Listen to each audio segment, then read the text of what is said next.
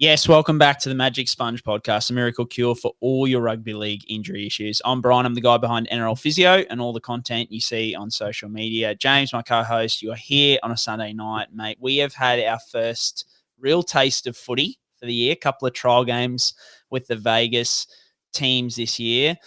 But look, the most important thing, we're here for Froths and Fades, and you're usually James Kurtz of Magic Sponge fame, but tonight you are James Kurtz of Tommy Talau will be a good 2024 draft pick fame. Mate, it's good to have you on the show. Thanks, Brien. Thanks for giving me a little shine back on one of my better takes for 2024. I'm in the Diamonds as well this year again. So I was in the Diamonds last year, so I thought, geez, I better back it up and put the Diamonds back on and enhance my critical thinking skills. So it's good to be back again, Brien. We're obviously going to go through a lot this year. I love Froths and Fades. It's one of the best episodes of the year on the Magic Sponge. I'm here for it. Mate, it is safely my favourite of the year. I love the back and forth that we have on this show. And in large part, I think, to our special guest tonight. So he really, I think, took Froths and Fades from just a regular preseason podcast to the premier preseason podcast.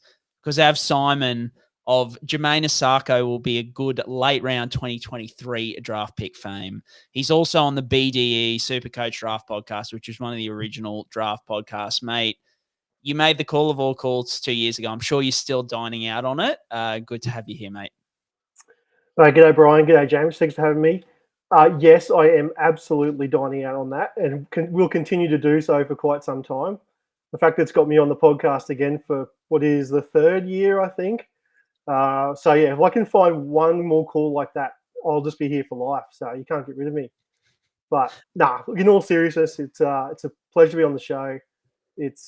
You're right. It is one of the best podcasts of the year, the Froths and Fades. This is really the time that super coaches are all about. So it's good information just to sort of get what you guys are thinking and what I'm thinking in drafts and also classic circles. And just use that to sort of help people out there sort out their teams.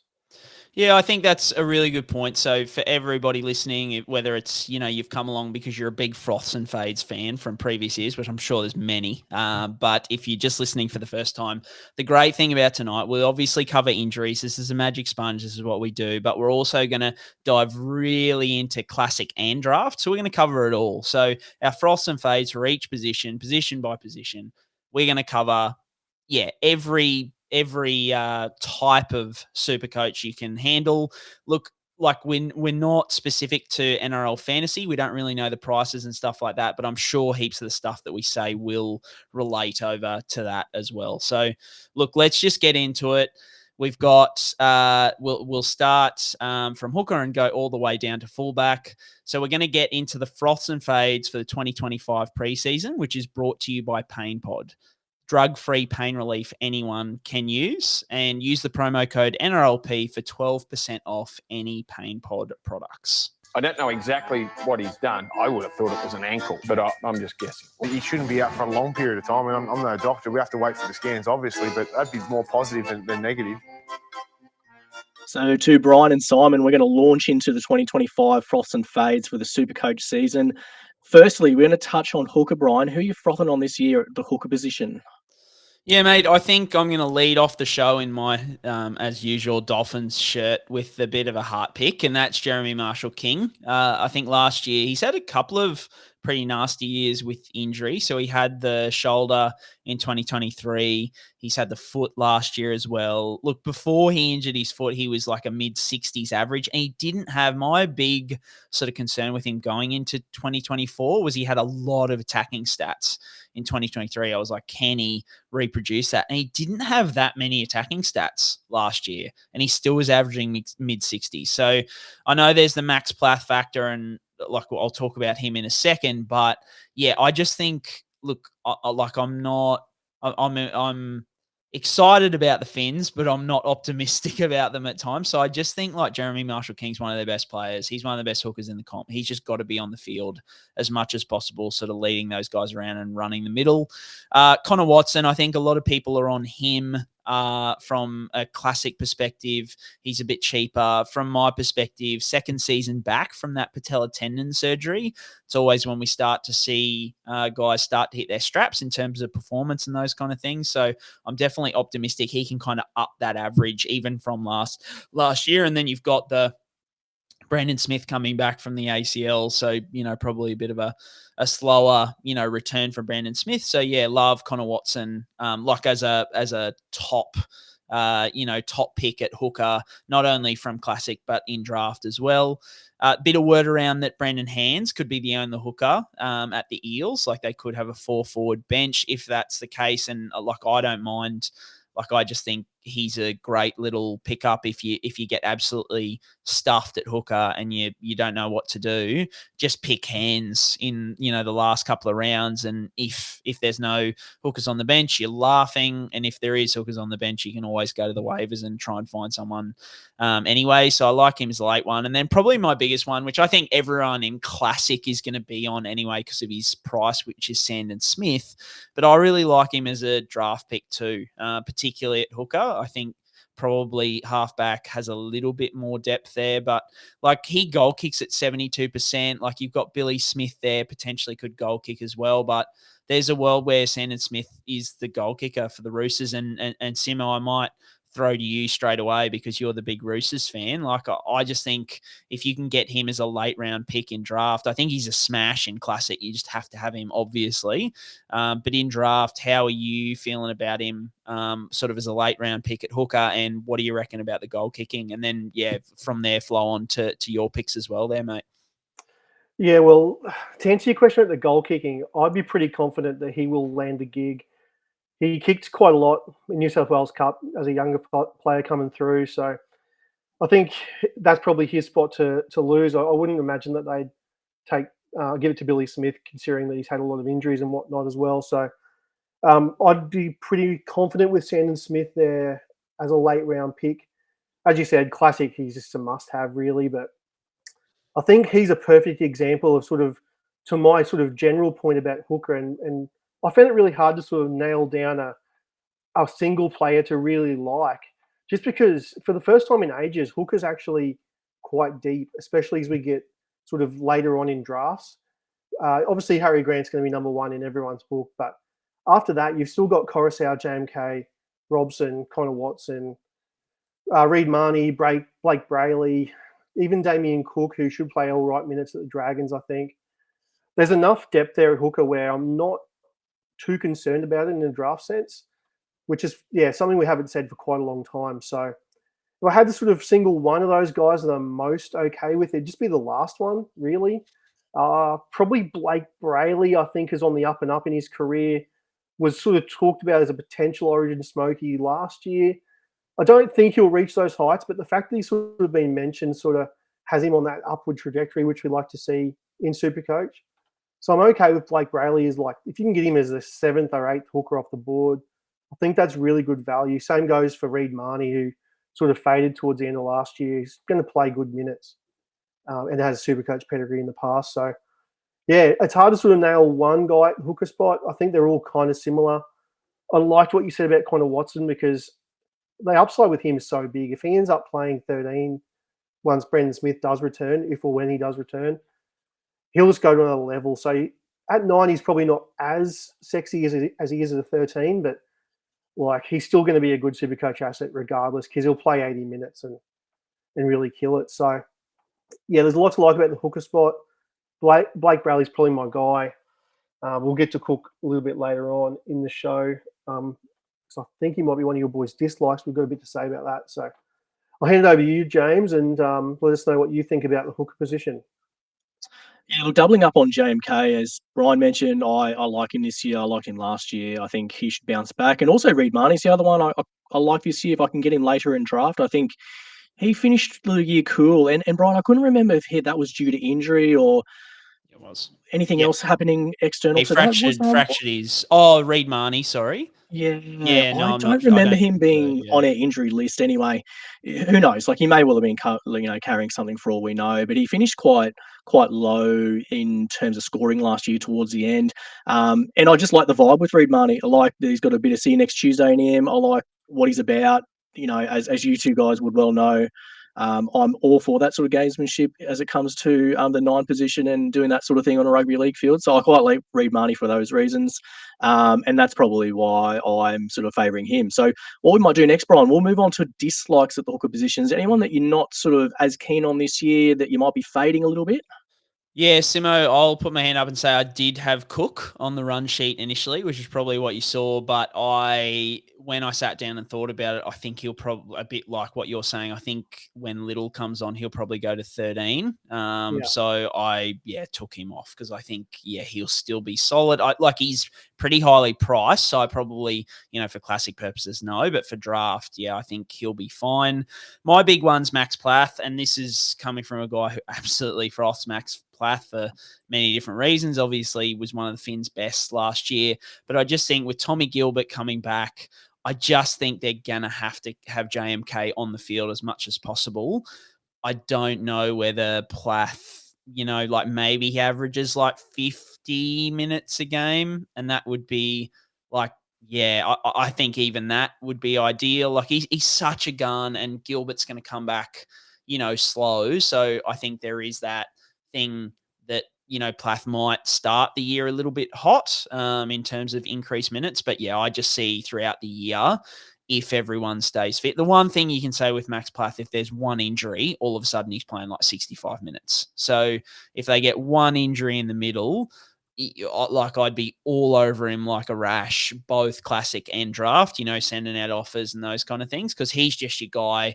If you're in trouble, he can play edge, he can play middle, and he'll just play big minutes. But I think as it stands, probably a little bit limited with the minutes. And then Mamazelos, there's a bit of chatter, once again, from a classic perspective, a lot of people are on him. I just think that Jamie Humphreys is going to be 14 on the bench for them.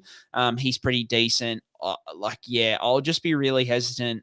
There's him, Blake Moser in around that 300K kind of price range. And the only way I could sort of go them, a bit like a Brendan Hands kind of situation, I don't think I could lock them in if there's at 300K, if they're at 200K, maybe 300K, I just think the upside might not be there for a Mamazella. So I'm actually trying to go away from that, even from a classic perspective at this point in time. Simo, you've given us the most obvious one of all time. So take it away. Yeah, look, it's not a sexy pick. It's really a bit of a layup here. It just has to be said, really. I think it's pretty obvious that most people's dislike in the hooker spot's going to be Jacob Little. The average is just so big coming off last year.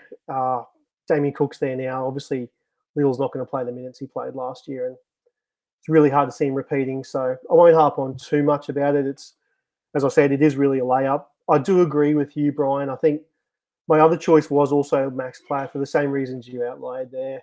Just too many forwards. I think Daniel Saifidi will be quite good. Obviously, you've got Gilbert. Vinny Filiaki is also there as a young buck coming through. It's just too many forwards to see Max Plath repeat those minutes. So you'd love to see it because he was my boy last year. I had him in almost every draft league. I think I picked him up early preseason, just thought he was going to get the spot, and he was actually better than anyone thought he was going to be. So I do have a soft spot for the kid, and I'd love to see him turn out to be everything he was last year. But as you said, I think it's going to require an injury, and you just can't bank on that, unfortunately. Pretty boring from me there. I won't carry on too much. What about you there, James? Yeah, just backing up on what you guys said about Maxi Plath, I think the other thing last year was he was playing in 6 for most people's SuperCoach setups, and now he's, not getting that position. And 6 was such a disaster of a spot that it made him even more valuable in those situations and scenarios. And I think now with, 9 and second row duel, he's just in amongst it, isn't he, with everything else. So there's a lot more options, a lot more competition there. Mine's a bit obscure. Like I've said, Cam McInnes here, he's kind of sexy because he's got obviously a great face and a great head. He's got one of the all-time smiles in the competition. It makes your heart melt with Cam McInnes. But his second row hooker duel, the only thing is, I guess when I've had him in a draft setup or mainly draft setups, I suppose, you sort of think, oh yeah, he's going to get a 65-minute game this week. It doesn't happen. You want him to play more minutes than he actually gets, and he's still really solid with the minutes that he does get, but he just has that slightly limited ceiling where if he was getting 80 every week, he's probably arguably the number one hooker with dual status there. So it's just one that I just don't like playing the Russian roulette game with his minutes, because every time you sort of feel like, yeah, I really need a score out of Cam McInnes this week, he'll play 40 or 45 minutes and score, 50 or 40 or something like that. And I think there's just other higher upside sort of players you can get in those spots. And in standard setups, he's probably a bit too expensive to look at straight away. So that's why I'm probably just a little bit lower on him. Obviously, AFB coming across to the Sharkies too makes more competition in the middle. So for those reasons, I'm just not quite as keen on McInnes. I sort of seem to end up with him in draft a lot, because it gets to sort of round 7, round 8, and he's always there in like that tier on his own, and you're like, oh, it's not my ceiling, but it's a pretty good floor. So you always sort of talk yourself into it. But I think this year will be the year that I sort of say, no, I'm going to try and shoot the lights out for upside elsewhere. So that's why Cam McInnes is probably just one I'm not as frothing on this year. On the topic of froths, Brian, we're going to go to front row next. Who are you frothing on this year in the front row forward spot? Mate, this is the one I'm most excited for, because I think my first two guys, you boys both have as fates. So, this is where it's going to get really interesting. Look, I think my first one is Terrell May. Every man and his dog, is on him. Like, I think he's one of the most highly owned in Classic so far. Like, I don't have to go too far into it. I know a lot of people, will have laid, smarter people than me will have laid out, arguments, big minutes last year when he got them. He was epic. The biggest thing I kind of go to is the middles at the Tigers. I just think, so I just pulled up the predicted 17 for next year, and it's got their middles are Royce Hunt, Terrell May, Jack Bird, Clemmer, Fanua Bole, and Alex Twal. Now, my boy Twal obviously demands big minutes because he's Twal, and how good is he? But otherwise, I just think they have to run him into the ground. Terrell May, there is not a lot. I think Bole's good. Fanua Bole, I think he's a good young player, but yeah, I think the middle for the Tigers, that's my main feeling. With him, I think Simo, you've got a few good points in a second, but I think that's probably my main reason behind it is just I think they're going to have to play in big minutes. And it's a similar sort of thing to Tino. I think Tino's my next one, and I've outlined the injury, by far the injury factors. So if you missed that from last week's pod, go and check that out, or I posted a reel online as well. So there's many injury factors which make me confident in Tino. But I think with Terrell May and Tino, my reasoning kind of falls in that for their teams to be good, they're just going to have to play their good players, because I don't think they have a heap of worldies. And so I'm relying on those guys just getting big minutes for their teams to try and do well, I think is probably the biggest thing. So yeah, Terrell May, Tino, I'm on again. Then a few mid-rangers. I think Aaron Clark, everyone's starting to get on him now that Tohu retired. I really like him. I've always been a fan of him. I think when he plays 13, starts 13, he scores really well as well. So he's someone I'll be on. Simo, you mentioned Dan Saifidi. This is another a bit similar to Terrell May and Tino. The Finns are shot in the middle. They're in a lot of trouble. Losing Flegler for however long, whether it be 6 months or, potentially the rest of forever, is really hurt them, because I think they put a lot into Flegler, both from a money perspective and a not pursuing other options perspective. They're like, oh, we've got Flegler, because it's pretty much Dan Saifidi, and I'm thinking Tom Gilbert might end up at prop at some point this year. It's not great. So Saifidi's had times where he's averaged 55 in the past. So I think he's a great kind of late round one. And then Collins at the Roosters. I think just with JWH leaving, there's a lot of middles at the Roosters, but I just think Collins is going to have to step up and kind of lead that side. That they haven't played without JWH for so he's been there forever, what seems like forever, and Collins is kind of their lead dog. So I like him as a late round pick. And then everyone once again is on Corey Hawes, the big red. I think he's cheap in Classic, and he is probably cheap in draft as well. And I just think he's got high upside when he gets good minutes, and hopefully Ricky, takes off the blinkers and just understands that Hawes is the business and gives him those minutes. Simo, I'm going to throw to you for your froth. And this is a guy who hurt both of us last year when we faded him. So I'm glad to see you're on the right side of history this time. Yeah, look, this is me just being a cat, really, because he's burnt me in terms of the fades and froths. I've got him wrong 2 years in a row. I'm just sick of being wrong on him because he's just such a gun footballer. And my player I'm talking about here is Adam Fanua-Blake, coming across from the Warriors to the Sharks. He's a top, 2 or 3 front rower in Classic and Draft. So it's not really any sort of breaking news that he's a gun. It's just, especially, it's probably more a draft thing. If there's anyone out there in leagues that, for whatever reason, are worried about his minutes coming across to the Sharkies, I'm just buying that dip all day, every day. Because, as James sort of outlined with McInnes there, like, Brayley goes 80. You've got 2 edges at the Sharks that play 80 in Nakora and Teague Wilton. McInnes is going to sort of fetch 55, 65 minutes in that range. So they really only have like a 3-forward rotation. And if Fanua-Blake comes in and demands like 60-plus minutes as well, like their benches are going to play stuffle minutes. Like Tommy Hazelton will be lucky to get like 30 minutes off the bench maybe at best. Sort of a few stats that I was looking at, like towards the end of last year, Toby Rudolph, his minutes sort of started to peak up a little bit. It's not massive minutes, but for him, I think they're quite substantial. He was averaging 49 minutes a game in the last 5 games of last season, which if you round that up to 50 minutes for Toby Rudolph, like that's pretty decent minutes for him. And I think there's no surprise that Fanua-Blake's going to come in there and demand a lot more than that. So I think the minimum for Fanua-Blake's going to be like 57, 58 minutes as an absolute floor, with the chance that Fitzgibbon just goes, hey, look, this bloke's so good, we're paying him all this money.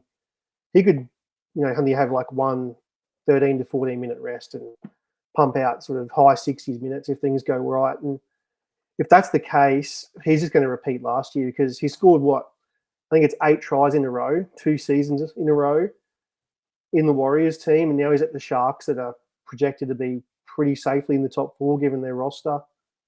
I'm all about him at the moment, and I'm willing to pay the price because I think he is just the elite of the elite front row sort of options out there because he's just got the upside that a lot of players don't have. He can sort of pump out 120s as a front rower, which is rare in the position. Another one that's still quite a popular name, but sort of has a few doubters out there, 50-50 on what people think of him. That's Fisher Harris. Would be my second guy. Just same sort of reasoning, just with a new club, filling in for Fanua-Blake, funnily enough. Tohu's gone. Obviously, Fanua-Blake's gone. So there's 2 big minute middle forwards gone from the Warriors. I know Barnett's going to get his, and everyone says that, and rightfully so. But like that shouldn't deter people from Fisher Harris playing massive minutes at the Wars, because Penrith have showed a propensity to sort of take it a bit easy on him and save him for the finals. I just reckon he's going to have a point to prove. He's taken compassionate leave to get an early release, go back to New Zealand. Like a bloke's not going to do that unless he obviously has good reasons, obviously family and whatnot, but his footy's going to want to do the talking as well. And I'm okay with him, especially in draft circles. Like he's dropped off a bit in people's books because I just think, it's not as good a team, whatnot. And that's right, that's true, but for front rower like him, if you've got a point to prove, I'd rather be on the good side of that. So I'm all about Fisher Harris as like a later round pick because I think he's got, it's crazy to say, I think he's got 60-minute potential there because I just don't really buy Aaron Clark or Dylan Walker, which is, I know everyone wants to believe in Aaron Clark, but he's been filling this for years. So I'll take the guy that's like a bona fide top 5 real life front rower and just hope the SuperCoach scores match up and the minutes are there for him. What about you there, James? Who are you frothing at the front row? So I'm just going to precursor this by saying these names are rare and they're pretty deep, but I'm sort of in my mind, when I do a draft, I always want to try and get front rowers in my final 2 picks. So these are guys that are probably, hopefully for my sake, undrafted or going in those very, very late rounds. So they're going to be deep names and people are just going to be like, people are going to exhale out of their nose quite hard when they hear this. because they are guys that you're not going to probably start with setups in your standard formats. But I think for draft their guys, I just feel like there might be a little bit of upside there. So first one's Emre Gula. Love the player. Never had a chance at big minutes down in the crowded Canberra team. So I really like him going across to the Dragons, who've got absolutely nothing in the middle there. I think he's one of the better options to look at in a draft setup. The other one in draft is Taniela Paseka. So last year, he had a medial knee injury that cost him 6 or 7 games from memory. And then the other thing, when you look at his numbers, he's had 1 try in 2 years, and he had 3 offloads last year. And for a guy who's an absolute behemoth, that just seems like massive, massive unders. So I feel like if he can put some games together, see, similar minutes to what he has seen historically, I think the attacking stats will come there for Taniela Paseka. I think he's maturing as a footballer as time goes on. And the last one, which is deep, is Griffin Neame from the Cows. So I guess when I think about the Cowboys, they do need to manage Ruben Cotter's workload, so he's not playing 80 every week. And then you've got Cohen Hess coming back from an ACL. You've got Jason Tamalolo, who's playing on one leg almost with a chronic knee injury. McLean there is always injured as well. So there's a lot of guys there, like Tom McKaylee's a bit of a journeyman. I just feel like, Griffin Neame, he's 23. He played all 26 games last year for the Cows. He played for the Kiwis as well. And then when you look at his numbers, and this is what shocks me. So in guys who come off the bench, and got similar amounts of game time as what Griffin Neame got last year, he had more run meters, more post-contact meters, and more tackles than Spencer Leniu, Lindsay Smith, and Tom Hazelton in 2024. And I just would not have predicted that or guessed that because, Lindsay Smith and Tom Hazelton are semi-sexy picks for SuperCoach purposes and did some people some solids last year. So I kind of like Griffin Neame as someone who I would just draft with my very last pick and just hope that, in the Cowboys team, there's just a bit more option for minutes there. You are playing Russian roulette with Todd Payton, which always terrifies me. But I just feel like of all the people in that squad, I just feel like there's a little bit more upside than others. And if it falls his way, if he just falls into a few more minutes, he could be really handy because when you look at his run meters, his PCMs, they were better than Spencer Leniu and Lindsay Smith and Tom Hazelton, which really, really surprised me. So yeah, might be deep, might not work out, but that's how I'm going to play it for draft setups this year is just get these guys really, really late. So I'll wrap up there, Brien, and throw back to you for who are you slightly fading in the front row position this year? Mate, just all of them, I reckon. Like I've just said a couple of that I don't mind.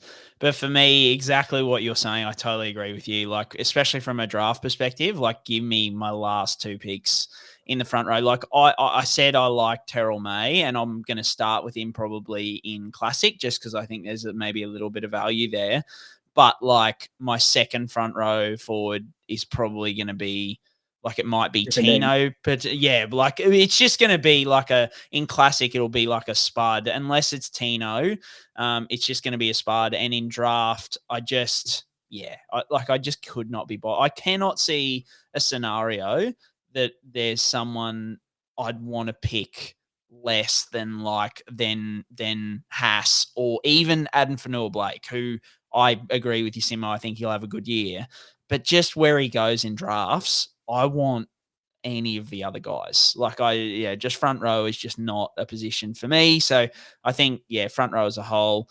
I'm a little bit hesitant, as I said last week, on Haas to start the year in Classic, just coming off his ankle issue. And then the only thing I thought of, and this is just a gut call, this isn't even based on, I haven't had time to look into this or whatever, but I've seen a bit of hype around Utoi Manu, and you can't get a bigger Utoi guy than me. I've got him in 2 keeper leagues. I feel like I've drafted him in probably 50% of my leagues the last 3 years because I just think he's got all the talent in the world. He's going down to the Storm.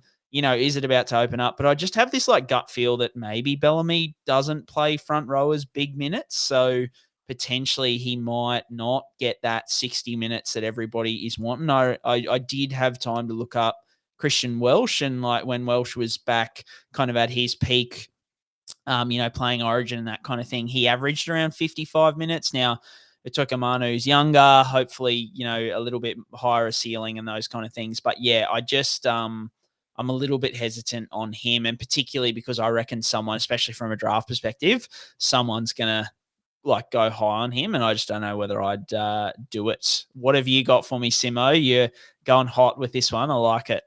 Yeah, you kind of alluded to it earlier with Terrell May. This might be the Roosters fan coming out in me. So I will admit that bias from the start. That's definitely got something to play.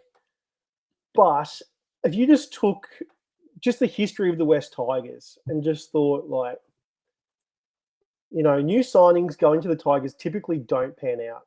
And especially guys that have moved across due to what you would imagine would be a character concern. Because Terrell May, I know it hasn't really been publicly said what the issues were at the Roosters, but I mean, you watched the bloke play last year.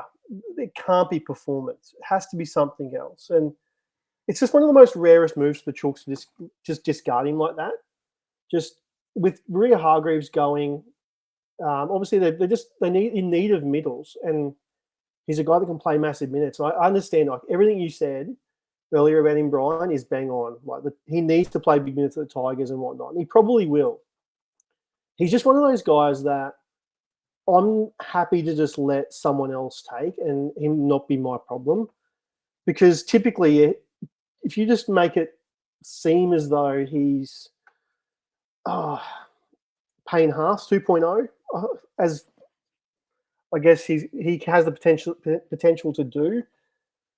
Like, I don't know. I can't take him in the top 3 or 4 front rowers, especially in a draft setup.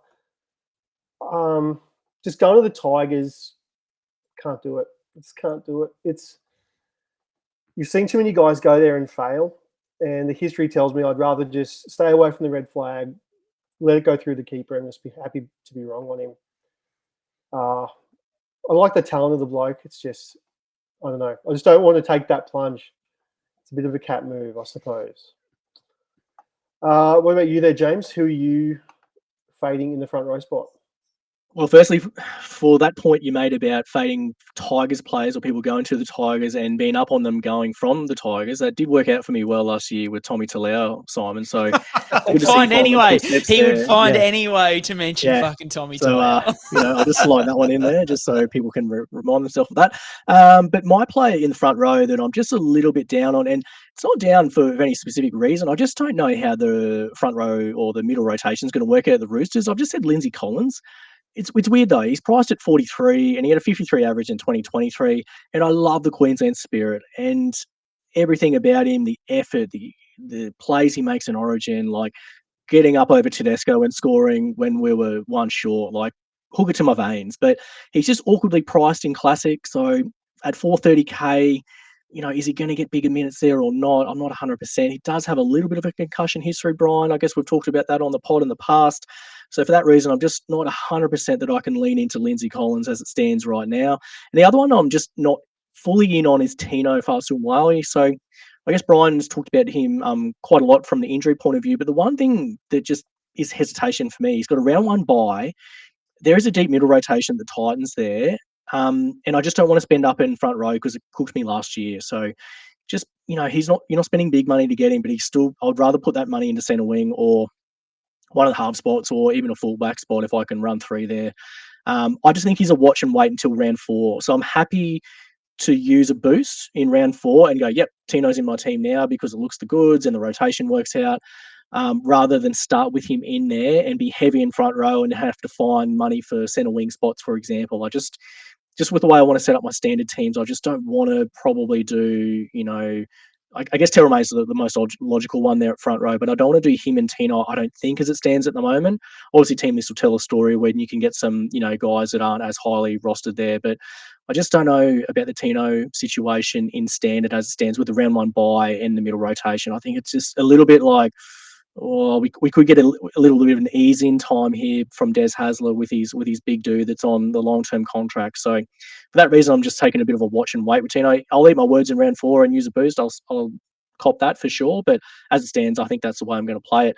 Boys, we're going to move on to second row now. So Brien, at second row spot, who are you frothing this year for SuperCoach purposes? Yeah, I think coming off the wrist injury, I'm still pretty high on Cam Murray. I think he can go back to his last couple of years. He's been down sort of around a 60 average or early 60s and previously was up around that 70. I think he can get back there this year. It might not be straight away, so I'm certainly not starting with him in classic side or anything like that. But from a draft perspective, I really like getting Cam Murray as my second row one. not getting one of those elite guys who will cost you like a round 2 to 3 pick, and just waiting those extra couple of rounds and going Cam Murray. And look, he might start off a little bit slow because of the wrist, but I'm thinking sort of mid to late year that he's going to be averaging around that 70. Wayne's going to know that he needs to be out there. Surely he stops this whole rubbish about like Murray going to the edge at times and different things. Just play him in the middle, play him where he should be, and go from there. My mid-ranger is Johnny Bateman. I think there's a lot of, and we'll talk about another mid-ranger who's extremely popular, who I'm not super high on very shortly, but I just think he's kind of been, like forgotten about. I think like all the off-field stuff, and there's every chance he isn't at the Cowboys by the end of the year. I think he did an interview the other day where he's like, I guarantee I will see out this 2-year contract. And I'm like, champion, like you've said that about every contract. Like it's never happened. But I just think with Lukey going down, they've lost Fini Fuiaki. I just think he has to play big minutes. I think he has to play big minutes. And he probably, once again, with, Taumalolo, with the injury, John McLean isn't getting any younger, Cohen Hess coming off the ACL, all these kind of things. I just think he's going to have to be one of their best forwards. The reports, to be fair, coming out of North Queensland are that he's looking fit. So, I don't mind him as like my mid-ranger that I think could get back up to kind of that, top 10 second row forward kind of range. Zach Hosking is the other one for me. I think this new Pommy coming over, Matty Nicholson, everyone's kind of on him because he's a bit cheaper, but everyone forgets how good Hosking was last year to start the season. So he averaged 84 in the first 3 rounds, which look, lots of attacking stats, but his base and power is 55 to 65 in those games, which is really solid. So I think he's like down in that 50 something average kind of range, both from a classic and from a draft perspective. So I don't mind getting him as, say, in draft, my second or third second rower, particularly if we get some indication that he's due to start. And then the homer picks, Fini Fuiaki and Oren Keeley. I love the talent in Fini Fuiaki. I don't think he probably has the work rate, but I'm just hoping he crashes over for many tries on the right, running off. Hopefully it's Katoa and not Cody Nikorima. What do you mean? What do you know? Yeah, that's true. And then I just think Oren Keeley, I think the talent is just going to be too much to ignore. I think at some point the Finns are just going to have to get him in there. So he's someone who I don't hate as like a end of bench stash either, just as a pick there. Simo, what do you got for me?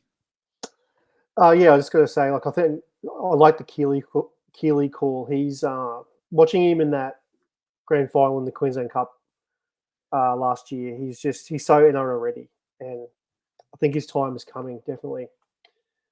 My guy in the 2RF this year is someone that broke out in a big way last year, but someone that isn't super sexy, and that's Hudson Young from Canberra.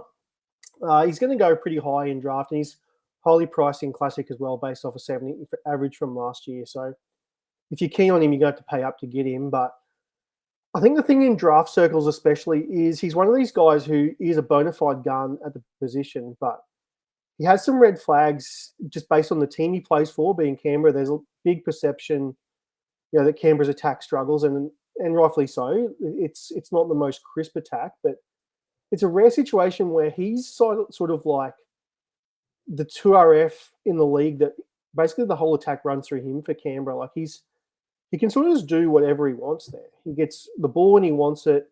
You've seen Barjo from dummy half on the last. He just runs around and owns the team pretty much. Like Fogarty's there on the other side, but anything that goes left, Hudson Young can just demand the ball whenever he wants. So I'm all about that for a SuperCoach point of view, because it leads to tackle busts and offloads.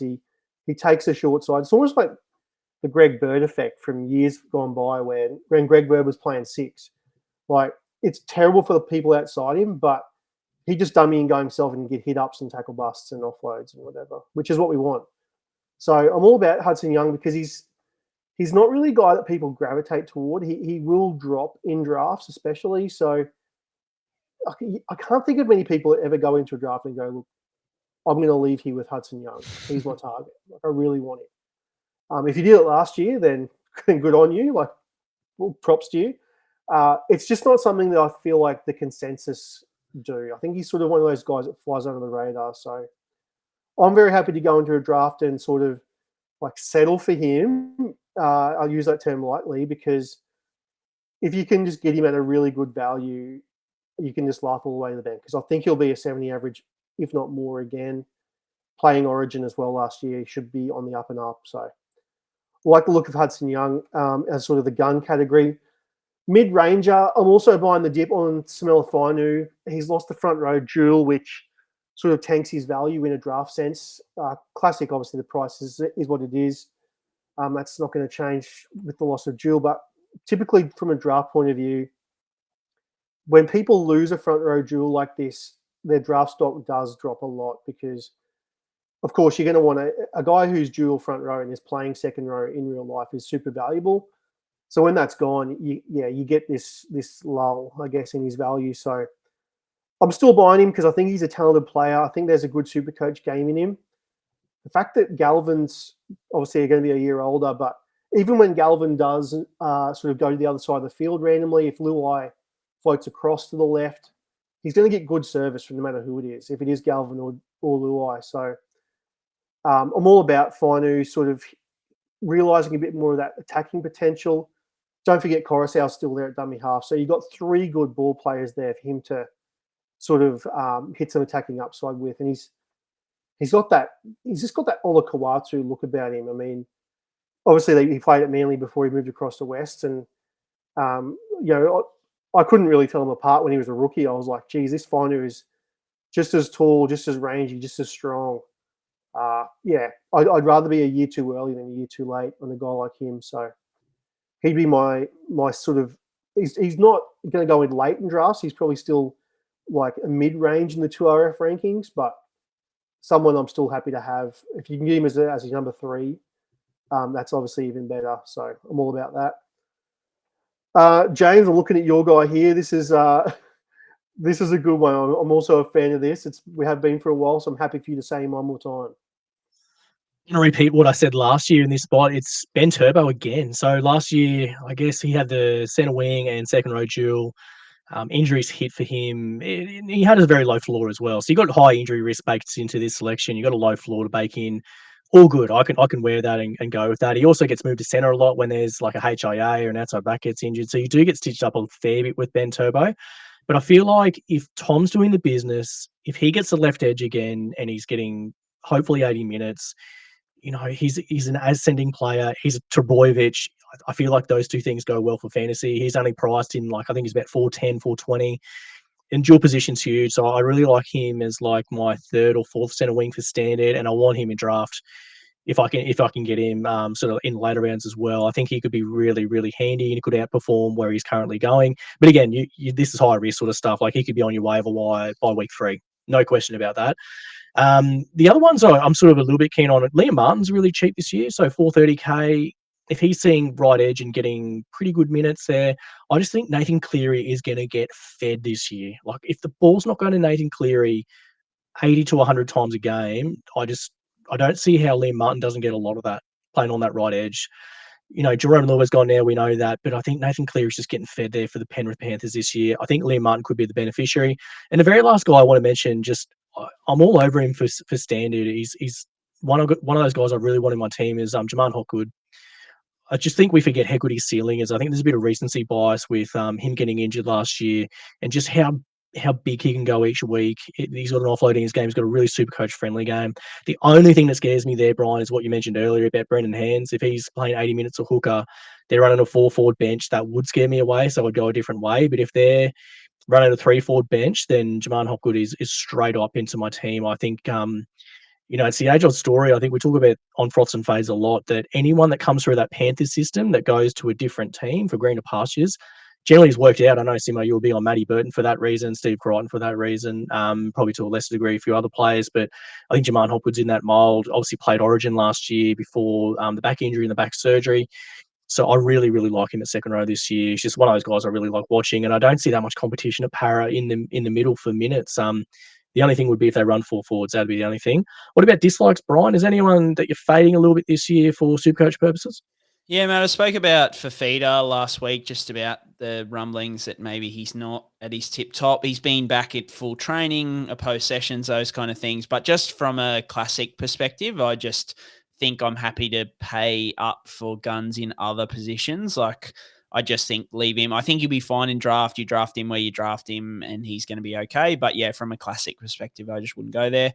I added this really late because I only read this afternoon, but there was an article, and I'm pretty sure that, like, it was attached to a direct interview with Ivan Cleary. It wasn't directly quoting Ivan Cleary. It was effectively saying that the word around is that Isaiah Papali'i will be playing front row at times this year. So for me, I'm just like, yeah, I had relied on him being locked into an edge and kind of playing 80 minutes, and I thought he'd be, but just playing front row, I mean, and be fantastic if he's going to get, like, say 55 minutes on an edge and then 25 minutes in the middle. Like, that would be great.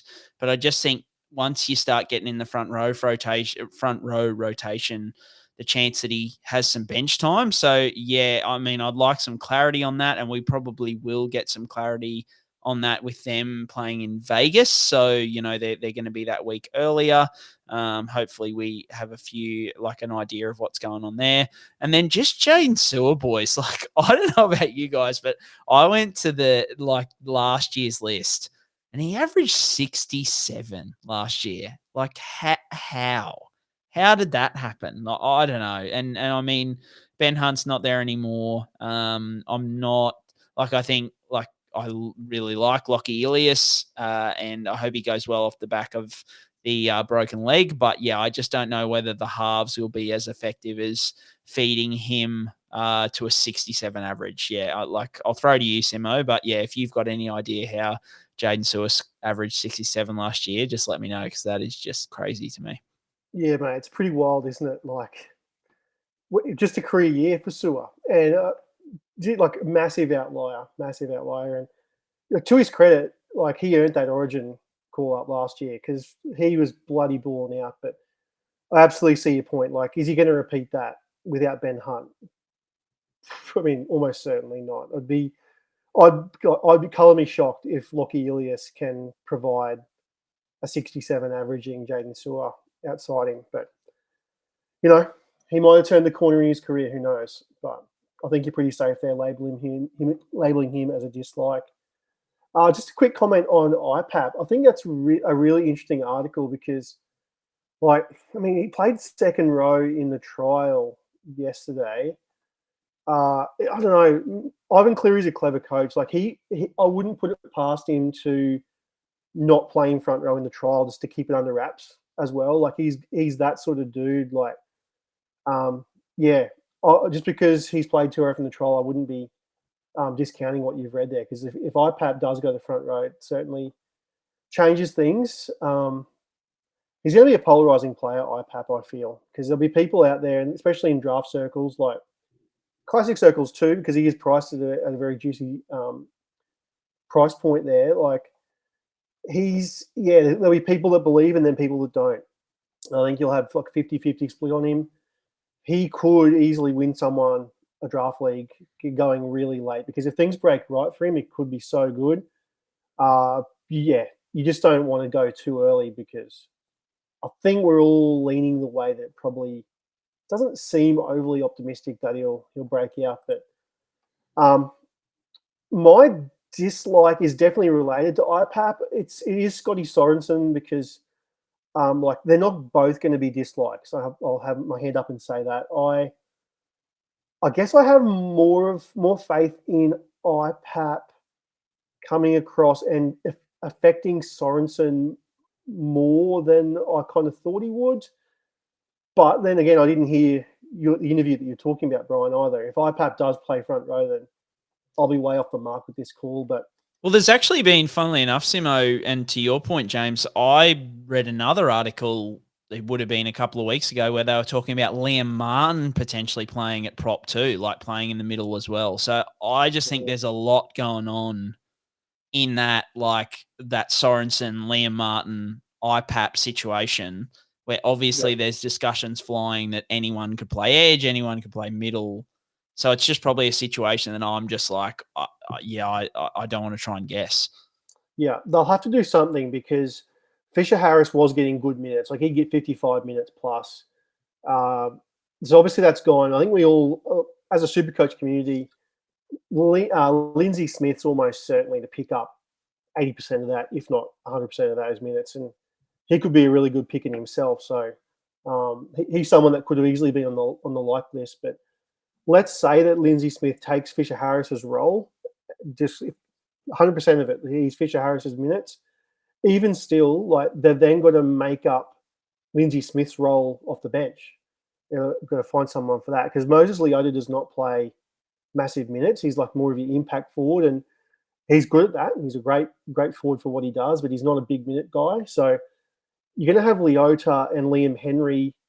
You're going to need someone else to sort of rotate through. Thankfully, they are one of those teams that do play like an 80-minute lock and an 80-minute hooker. So that does sort of help things, but they are definitely one player short there on the bench. So, yeah, any one of these guys, Liam Martin, Sorensen, IPAT, could easily go through the middle. Yeah, I'm most nervous about Sorensen because he's not someone that's sort of the picture of health. He does sort of seem to get a few knee issues and whatnot through his career. He had that massive breakout season 2 years ago when he nailed down that edge spot there at the Panthers once Kickow left. But it's been a bit of an outlier of his career so far. And, yeah, I'm going to call him as a dislike for that reason.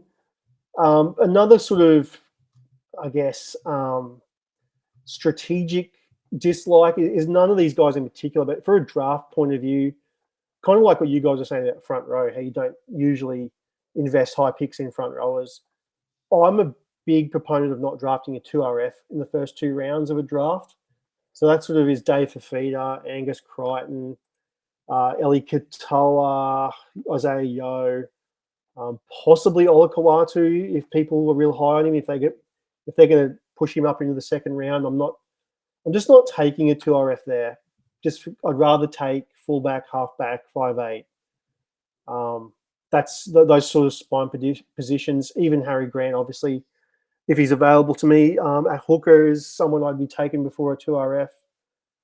Even though I probably wouldn't even go that way, but just in a nutshell, yeah, I wouldn't be drafting a 2RF highly. So, just for those draft listeners out there, 2RF's just such a deep position, guys. I'd much rather attack lower depth positions, those shallow positions, like the ones mentioned. It just from the years of playing draft, I feel like it's just a lot better to get those positions that don't have as much depth, and it's worked out many times before. As for standard though, or classic, I mean they're all guns. I'm not going to poo-poo their talent, but yeah, it's just purely strategic. So that's sort of it for me. What have you got here, James, for your 2RF dislikes? Mine are a little bit probably on the tame side, but just every Broncos edge player. Whether it's Jordan Ricky, Brendan Picura, Jack Jaskevsky's getting a bit of chatter in his, ability to lock down a spot maybe this year under Madge. They're all priced poorly because they're just fantasy irrelevant. There's risk of timeshares here. There's lack of base and power. Even though these guys are low cost, just go anywhere else would be my advice to people. Even if, someone like Jack Jaskevsky he's only about 230 grand. And people will fall trap to this. We fell into the trap with Brand Precura.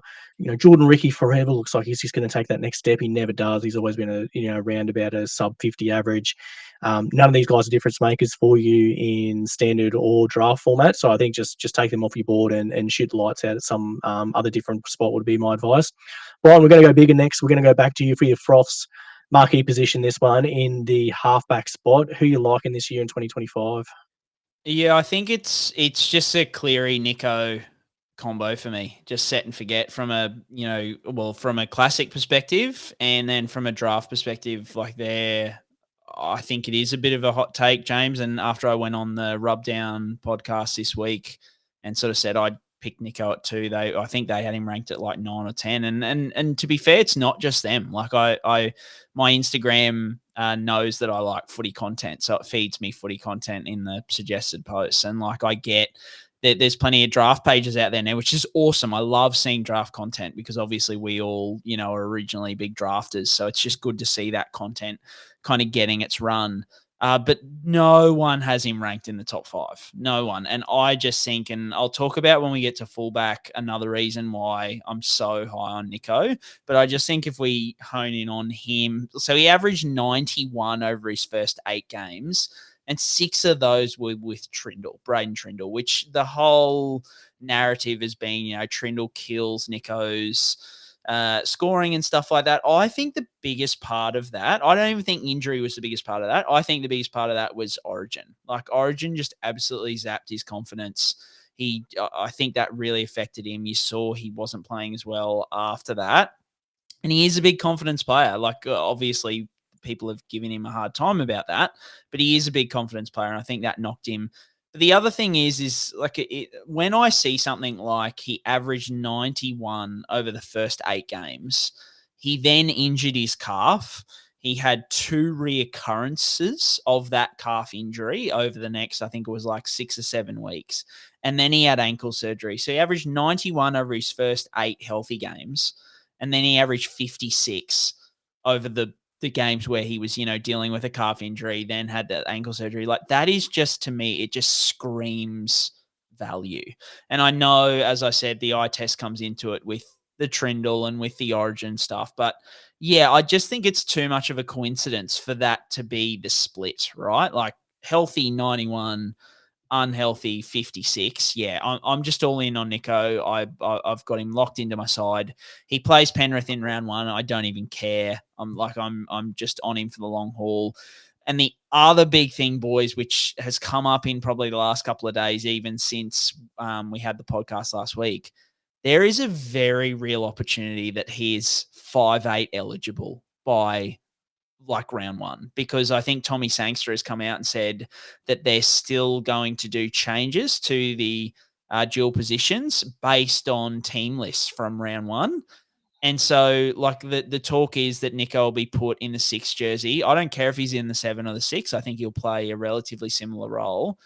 If he's halfback 5'8" eligible, if you have the second pick in drafts and you don't pick him, I think you're an idiot. That's how confident I am in that, because if he is halfback 5'8" eligible, that is, insanely amazing. The Cleary thing, I just think exactly what you're saying, James. I think he's going to get the ball at every opportunity. So I think that's a locked and loaded. But yeah, I'm all in on Nico. Simo, you're a big draft man. And so, as I said, a lot of the draft content has been going away from Nico. How do you feel about, because I know James is on the same page as me with this one. How do you feel about our call of Nico at 2? Yeah, it's definitely on the pointy end. I'll give you that. Like in the preseason, I had him as a top 3 pick. So I'm definitely more towards you guys than I was the rub down. I think 9th overall is just insane value, just insane. But I initially had Hughes over him when I first did my rankings. I have since changed it. So I've also sort of dug down on the Nico Hines thing. I do see a bit of regression for Hughes, whereas obviously Hines bottomed out a lot last year. I can't begrudge anyone who wants to take Hughes over Hines based on what you saw last year, but you lay out some really good points. The stats pre and post injury, obviously the Origin stuff. As it pertains to this year, I mean, the bloke's probably not going to play Origin, let's be honest. So for SuperCoach, he's just super valuable because it's very, very rare that we have like an Australian player who's a top 5 SuperCoach pick that doesn't play Origin, because it does translate over quite well. Obviously, there's been years where SJ's been up there and whatnot, but obviously New Zealand, so doesn't matter. But for you to get a top 5 pick, if we be conservative, or for you guys top 2, to get him playing what could be like virtually every game he's available for is just ridiculous value. And that a lot of those reasons are why I've sort of bumped it around, because I do see that, as I said, the Hughes to sort of come back a bit and Nico to bounce back. So yeah, I like the call from you guys. I'm pretty much there with you. I'm just not as definitive on it, but like I would take Trbojevic second in a draft. I probably would still take Ponga over. See, Ponga is the tipping point for me. I have to give it some thought. See, it's Ponga versus Nico for me at 3. So I'm not quite there with you, but I like. You won't hear me and James say a bad word about Tom Trbojevic, mate. So you're fine in taking him at 2. That'll never get shot down on this podcast. No, it's a pretty safe spot, isn't it? Good areas. Yeah. Tom Trbojevic and safe in the same sentence. 100% the best. Yeah. True. Yeah, I got nowhere to go with that. It's just like you take him at 2 this year, he gets injured. What do you do? What do you do, boys? It's just nothing you can. You do it again next year, Simo, is what you do. You delete the app and you go, 2026 is my year. I'll take him again. So true. Yep, I tried, whatever. Good time, not a long time. My like is, so there's a big 3 at halfback. We've just mentioned them. Cleary, Hines, Hughes in whatever order. So I'll sort of go outside the box a bit. As you sort of move down the halfback ranks, you've still got DCE and Moses is probably the next guys ranked. After that, there is a bit of a drop-off. You've probably got to take a bit of a punt on like a Luai or Fogarty, Adam Reynolds staying fit. So as you get down the list, it does start to get a bit bare. I'm sort of going way down the list and sort of shooting for the massive upside here. And I'm going to go out and say that my like's going to be Ethan Sanders. He could be this year's Galvin, is all I'm going to say about that. Like, he's a young guy. He's got massive raps. And the fact that he left the Eels sort of under not the greatest of terms, like there's the big issues with Moses getting injured and then him being sort of told he'd be filling in and then he didn't. So obviously his family sort of got involved and it was a bit of a messy exit. Canberra picked him up. I think he's just a lock to play 6 for them all year. I think the best team for Canberra is Ethan Strange in the centres. Knowing Ricky Stewart, I don't think he'll even start Ethan Strange at all for the first few weeks. I think first team list of the year will have Strange maybe on the bench or maybe even left out altogether.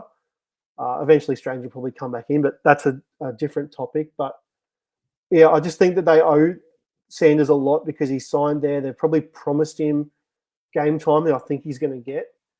And I've seen it so often with these young players. Like Galvin's just that perfect example where we just can't write these rookies off. The learning curve that they used to have, where you give them a couple of years and then see how they go, sort of out the window. They come in all guns blazing. Like the way that Galvin played last year, it was a breath of fresh air as it comes to rookies. In saying that, like devil's advocate, Ricky Stewart, just say full stop. Yeah. Like 100%. Especially with halves as well. Like, man, even with halves, Ricky's ruthless with halves. Oh, man. Yeah, look at Adam Cook last year. I mean, he was a good player in Cup, was up and coming, and he had a couple of ordinary games, and Ricky's just let him know about it straight back to Reggie's. Like, Benji gave Galvin the keys to the car. Will Ricky Stewart do that with Sanders? Almost certainly not. Like, that's just not Ricky's style. Like, he's just so structured. So that's definitely the risk with it. So yeah, the upside's probably like 80% of Galvin if things were to break right for him. In saying, look, if Fogarty gets injured, this bloke can kick goals. And we saw Fogarty go down last year. He's older. He's on. Rumours are that he might not get a new contract at Canberra. So Sanders could be the future there. So I really like him as like a really late pick in drafts. And in Classic, I think he's a great guy to just sort of have as one of your reserve halfbacks and just sit him there, park him there, see what happens. Draft perspective, like he could even be a league winner because once you get past the DCE Moses range, if you're not massive on Luai, I could see a scenario where you just wait right to the end and take a stab on him. It's because it's really not great viewing when you get that late. Like it's not good. Like Sandon Smith, pair it with him. That's your halfback combo. I wouldn't set out to draft that way, but if that's the way it fell, then I'd be okay with that strategy if it was a panic stations moment. This sort of chatter around like young guys breaking out, James, sort of leads into yours. So I'll hand over to you to let us know your like at the halfback spot. Yeah, all the same things apply to this guy, Simo. So Duffy up from the Cowboys there in the 7th spot. He's been player of the whole Queensland Cup last year, I believe, leading point scorer last year. Rumours are he kicks like a sharpshooter off the tee. He does kick at 73% when you drill into the numbers, so it's not in that elite, like he's, the second coming of Darryl Halligan sort of stuff. But, he's only a young player, still learning his craft, still honing his craft. So there's no reason why that couldn't potentially improve a little bit. Obviously, Jake Clifford was really solid there for the Cowboys last year. Later in the year, they moved on from Chad Townsend. I thought Jake Clifford was really solid. I've always been a Jake Clifford fan, but, with the hernia surgery that he's had recently, that may well have just opened the door there for Tom Duffy. So I really like him in standard. I'm probably going to run with Nico and him in standard as it stands right now. I don't think I'm going to do the Cleary-Nico combo like Brien has mentioned earlier. I probably want to spend a bit more in fullback and just run 1-7 to start with. And I think if Tom Duffy's kicking goals, I think he will make you a decent amount of money that you can flick to someone later. So my strategy there is around cash generation. All the points that I guess you two have discussed about Nico Hines as well apply to me. I just think he's got to be pick 2 in draft for mine. I think the value you get at that 7 or 6 spot if he's a dual there is insane.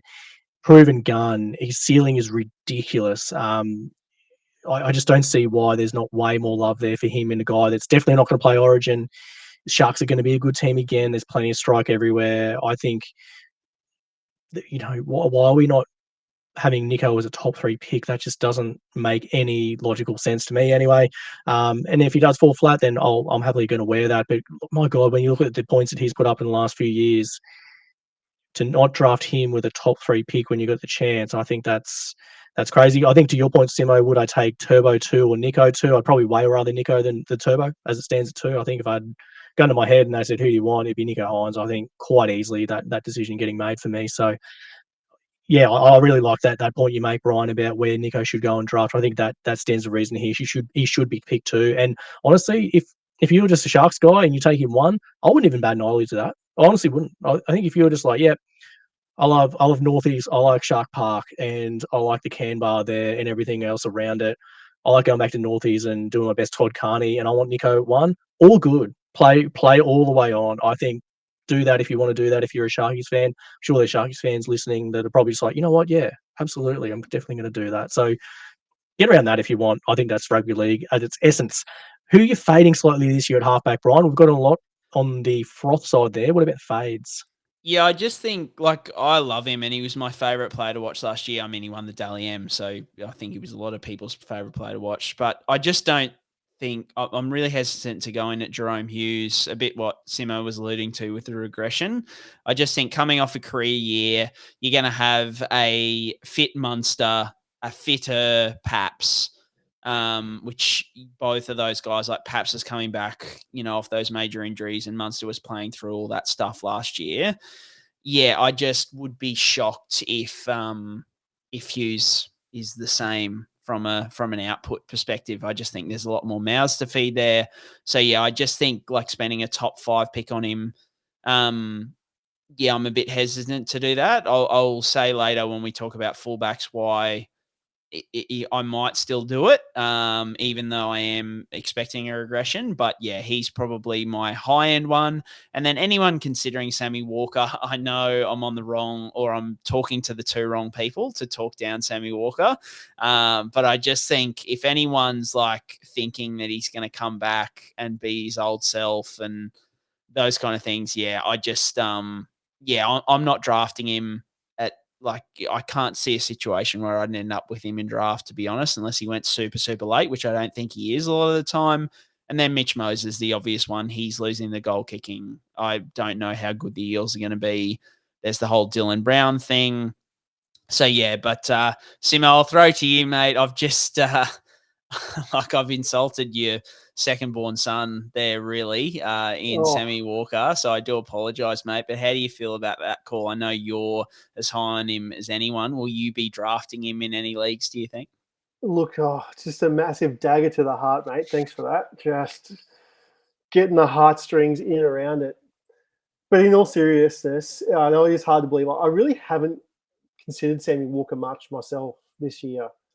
It was the SuperCoach Grand Final last year when he did his ACL.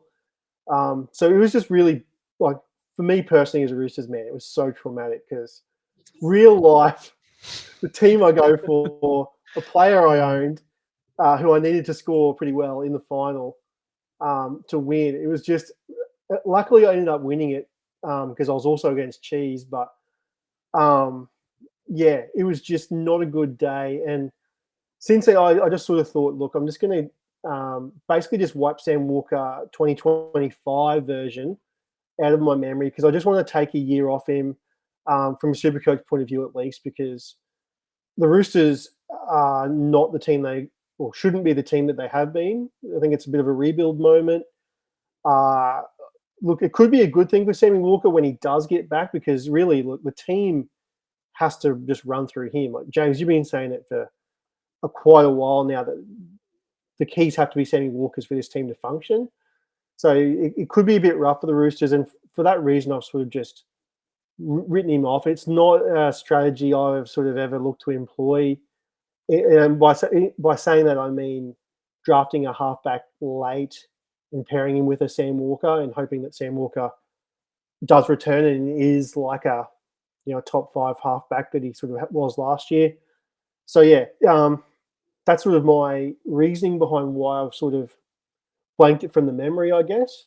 Injury by the year for 2026. Just like we'll lock that in now. Like James and I are going to be so hard over that. It's going to be big. Very good. It's just going to be 3-way hard offs getting around Sammy Walker. What a podcast. Circle it now. How good. Especially if he ever signs with the Bronx to replace Reynolds. James, that you will just... I don't know if we can be in the same room. Yeah, I'll take long service leave for about 4 weeks, I reckon, and just you won't see me. I'll be in Bali just having the best time, just with the news of Sam Walker going to the Bronx, the Ipswich boy returning home, the prodigal son.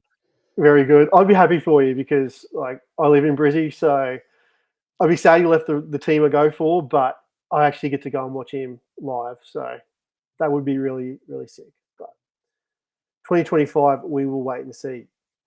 My dislikes at the halfback position. Look, it is a hard position to have a dislike because as a draft guy, speaking strictly from a draft perspective, the good guys go early. Cleary, Hines, Hughes are going to go early in a draft. If Hughes is the last of that lot, he's probably going to be gone by pick 5, 6, 7, roughly, depending on sort of what your league values. He could even be gone in the top 3. Like those, they could be the first 3 picks in leagues out there. It's well within the realm.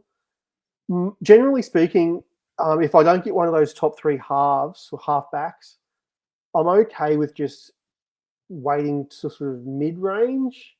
And by mid-range, I mean foregoing the DCE Moses range of guys and sort of waiting until like round 6, 7 and maybe poking my head in with a Luai sort of level of player. Dylan Brown obviously would probably go higher than that too because I do forget he's dual too. But I'm just not really looking at a DCE or Moses in like round, say, 3, where you're probably going to have to take them to lock it down. DCE especially, like the bloke has played, I think it's 20-plus games in like his whole career pretty much. Like he just doesn't get injured, which is insane. This could be his last Origin year, maybe. Like he could play Origin 1 and Queensland lose. It could be curtains for him. Like they might go a different direction, whether that be a Munster Dearden combo or something else. But I can't really poo-poo DCE as a player, but I just feel like Father Time has to catch up eventually. It's just he's not a guy that I often find myself drafting in that sort of round 3 or even round 4 range. I'd rather just wait and take that middle, that tier below him a couple of rounds later and just stockpile other players. So, yeah, it's more of a strategy thing with DCE and I guess the age. But, yeah, he hasn't done anything to warrant criticism for it. It's just simply just what is he, a 35-year-old, 36-year-old halfback? History would say that you want to bet against that more often than not, because just because he's been fit his whole career doesn't mean that Father Time won't hit him eventually. So that's my dislike. James, who are you not frothing?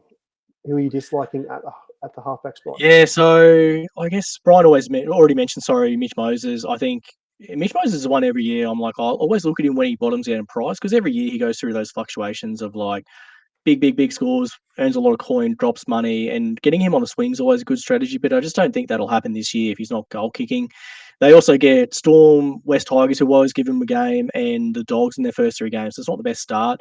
The other one who's super interesting to me, and I just can't pump myself up to do it, because I think he will just get drafted too high, is Jaden Campbell, because my suspicion is he's going to play 7 this year. And I think he'll end up getting a dual spot there. I think it might be 6 and 1 dual at the moment, but I think there's been a few people mention him about getting the 7 spot. I think even Phil Gould has said on his podcast in the past, I think Gus even reckons his best spot will be 7. The Titan spine is a bit of a mystery there. Like, I guess Kieran Foran's the incumbent 7. But they've got to try and squeeze Brimson in. Keanu Keeney's definitely not going anywhere with how good he was at fullback last year. Carter Gordon's injured, so that sort of creates, less, I guess, musical chairs potentially. But I just think Jaden Campbell, if he was playing 7 maybe, or if he was 7 eligible and 6 eligible, and he was, not got the round 1 bye, and he wasn't 700k, would be way more interesting. But just at that price with the round 1 bye, it's a bit of a stinker. So I can't really go there for him. But man, he's someone I've got my eye on massively if the selections fall his way, that is for sure, because he was great last year. And he's got a very SuperCoach friendly game, especially when he is goal kicking. So big watch and wait for Jaden Campbell. What about the 5'8" position, Brian, there? Frothing this year, who you like here? Yeah, mate, Cam Munster, I think, is a big one. Like, he's coming off that bilateral hip surgery. He played through the groin pain, the hip pain last year, and still averaged 75 in 80-minute games. So, yeah, I'm big on Cam this year. I'm never typically a Cam Munster guy, but, yeah, I just think this year is his year. I think Storm are going to have a fire lit under them after losing the grand final in 2024. So, yeah, I just think, Cam Munster's probably ideally, in an ideal world, if I have like a mid-round pick, like 4 to 5, even to 6 kind of range, and obviously with all these rankings going around of Nico being like a back-end round 1 kind of pick.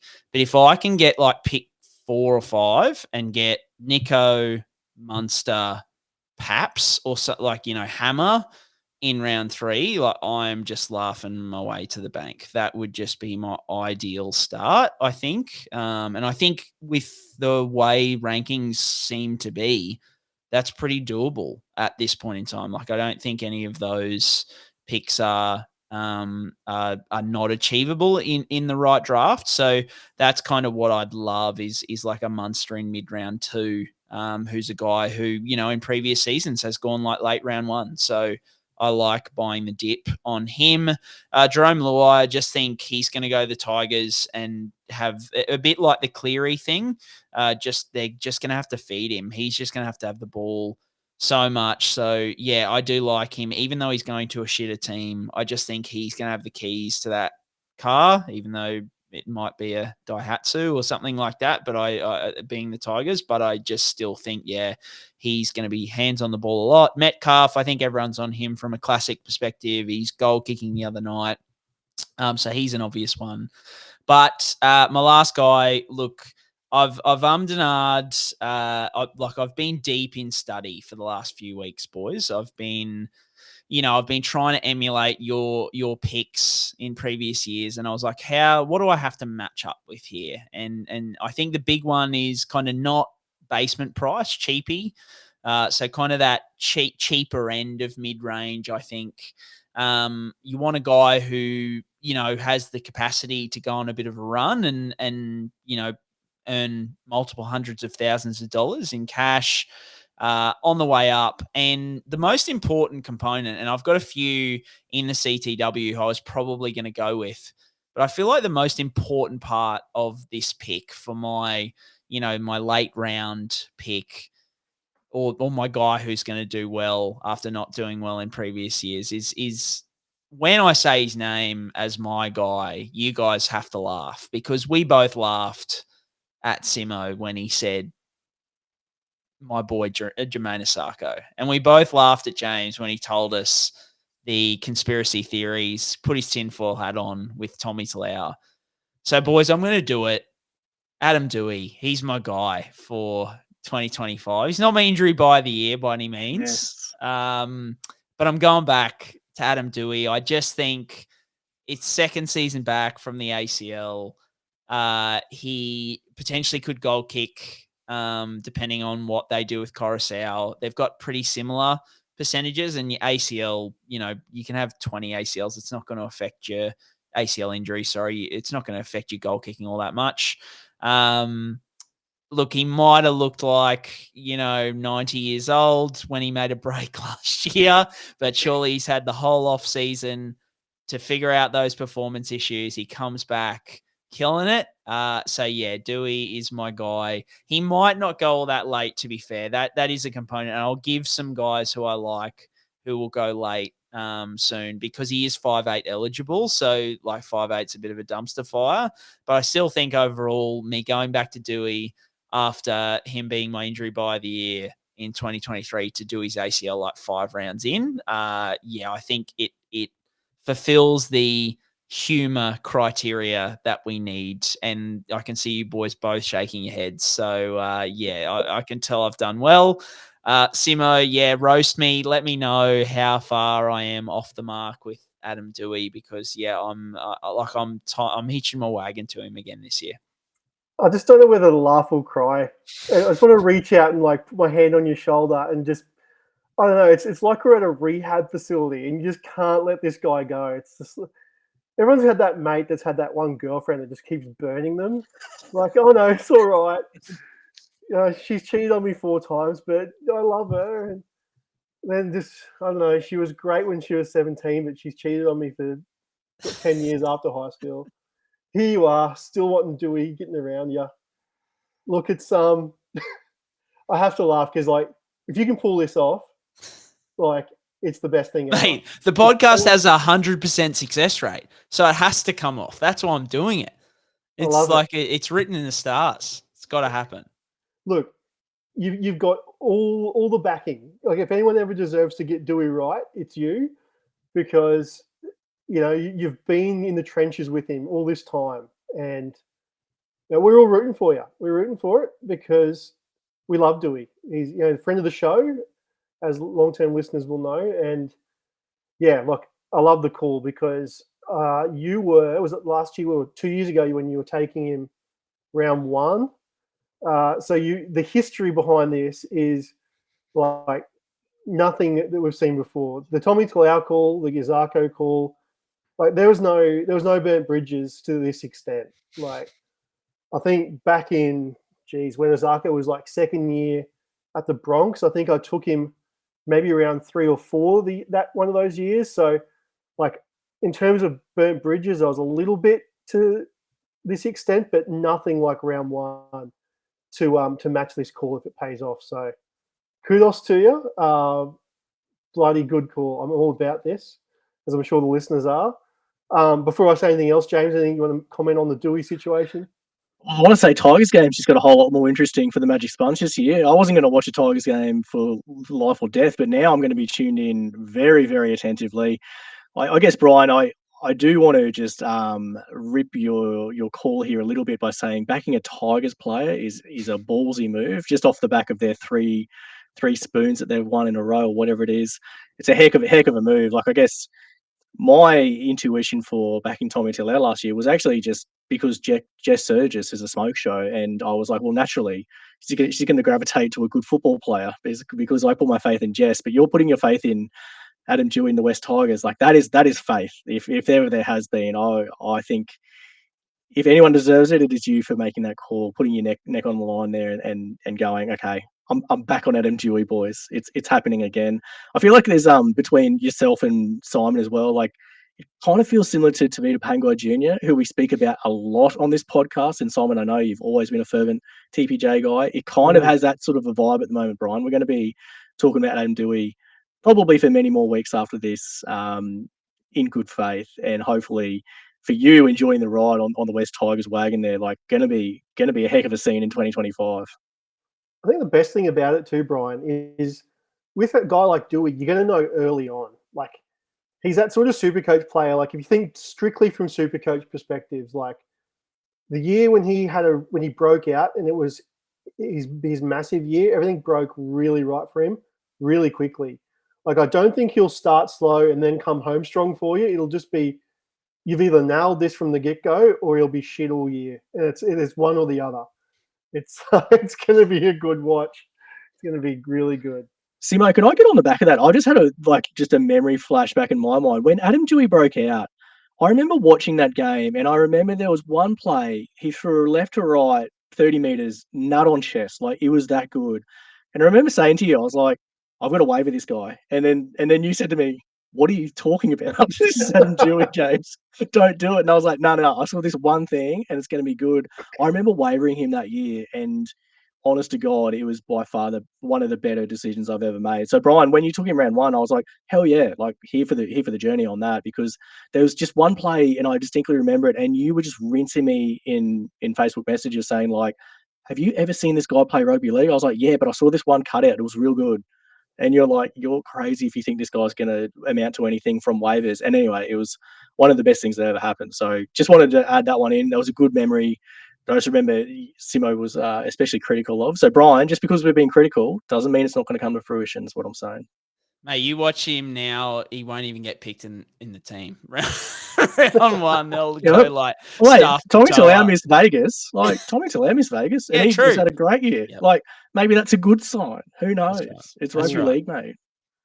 And as you said, like, we have to laugh at it for it to be a great call, and you've nailed it.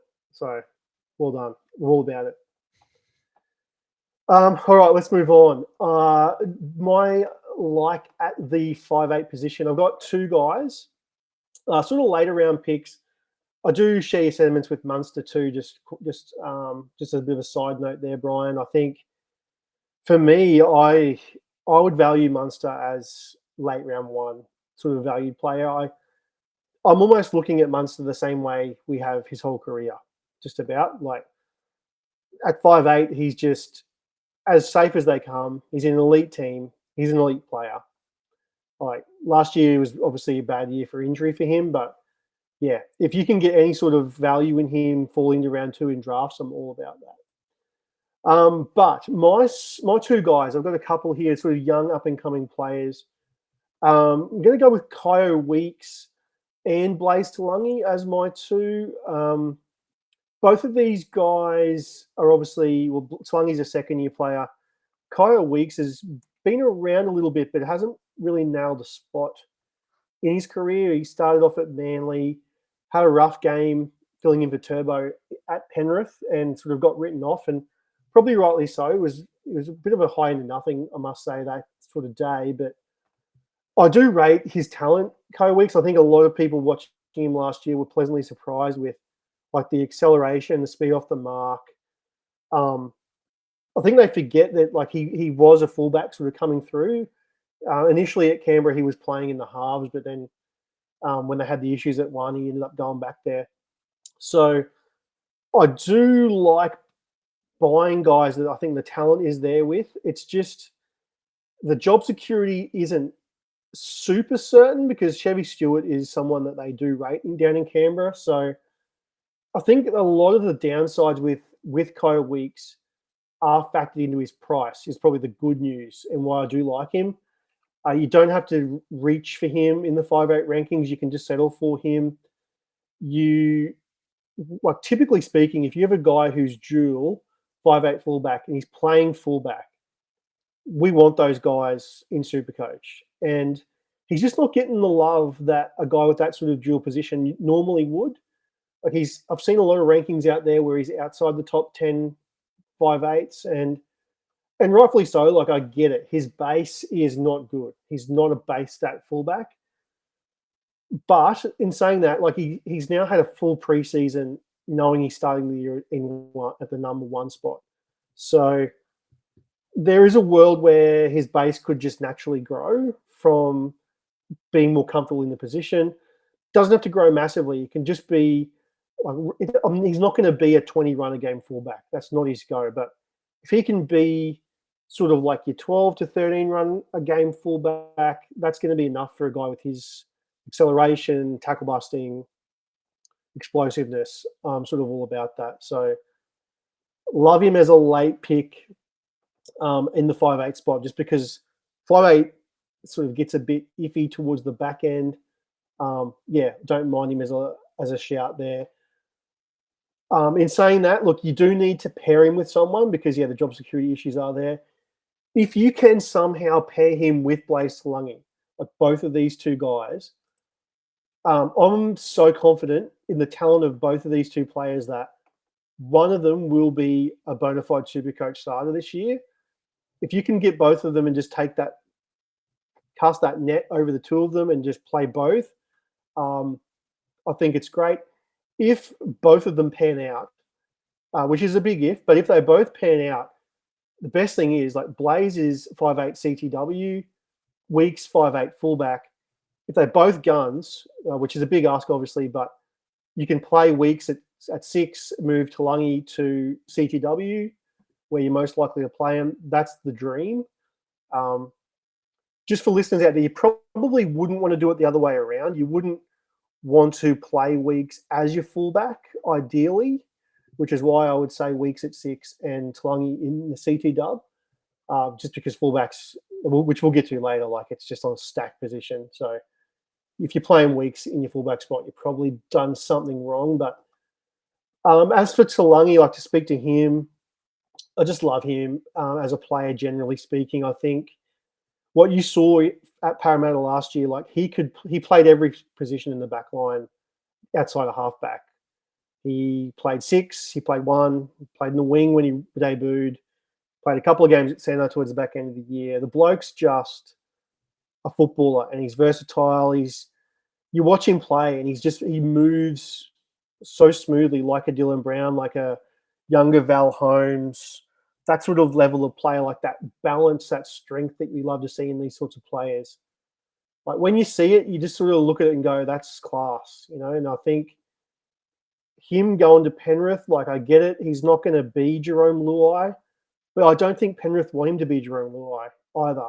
Like, the role he plays is going to be so much more off the ball than Luai was at Penrith. I think we've touched on earlier, like, Cleary's going to take so much of the dominance in that team. He'll have the ball pretty much every play of every set. Whenever Cleary wants it, he's going to get it. Talangi's job is just going to be just to run if he sees an opportunity, or just go out the back, run, tackle, bust, offload.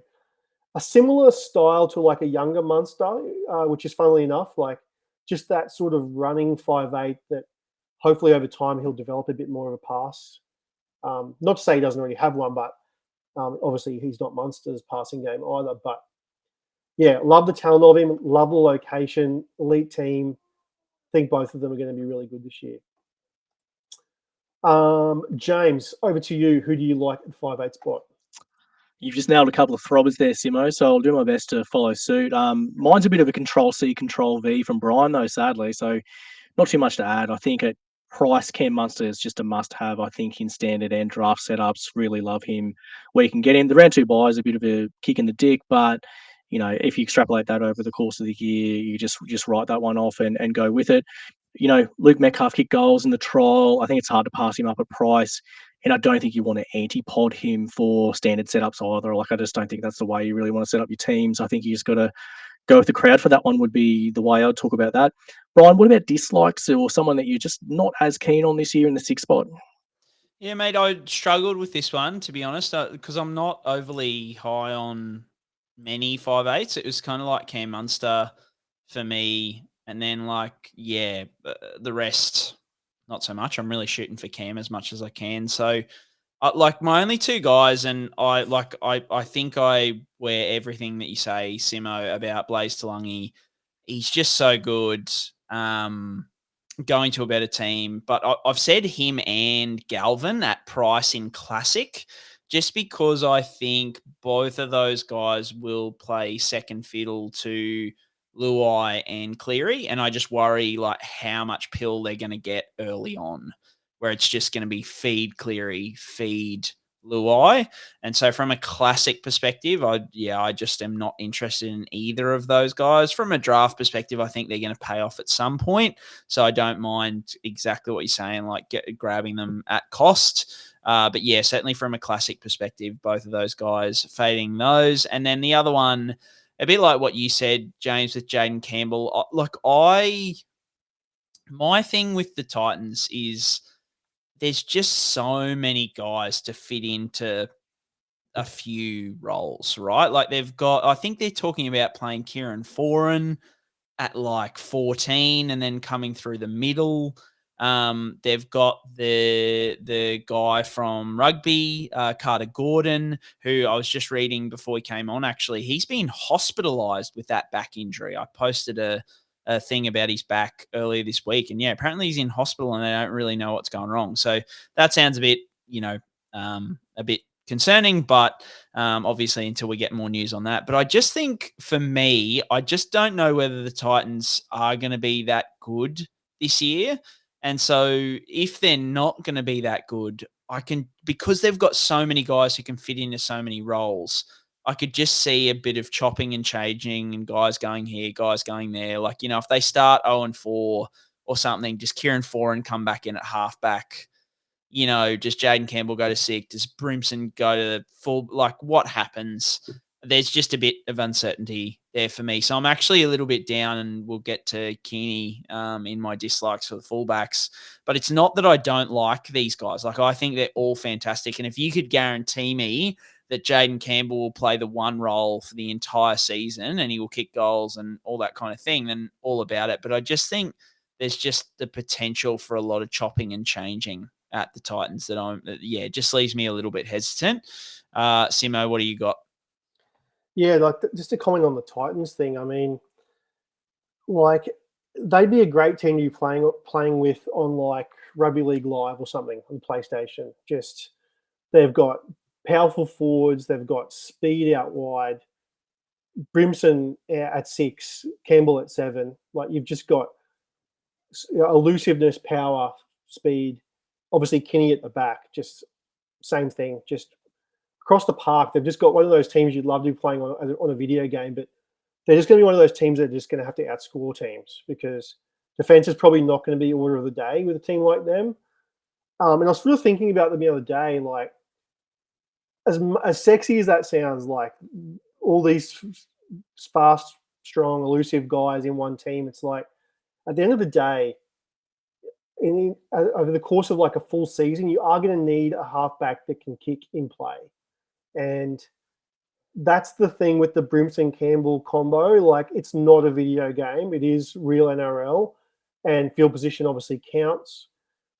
Like, I'm not going to say Campbell can't do it because he's uber talented. It's just we haven't seen him do it for like an extended period of time. So I think what you sort of said about them starting, if they get off to a rough start, they could chop and change quite a bit. And that's definitely the downside with a guy like Jaden Campbell. And I'll put my hand up and say, like, I think I said something similar last year. Like, he was a dislike for me coming into last season for that similar reason. Just I don't think it's ever going to be a foregone conclusion about what position he plays.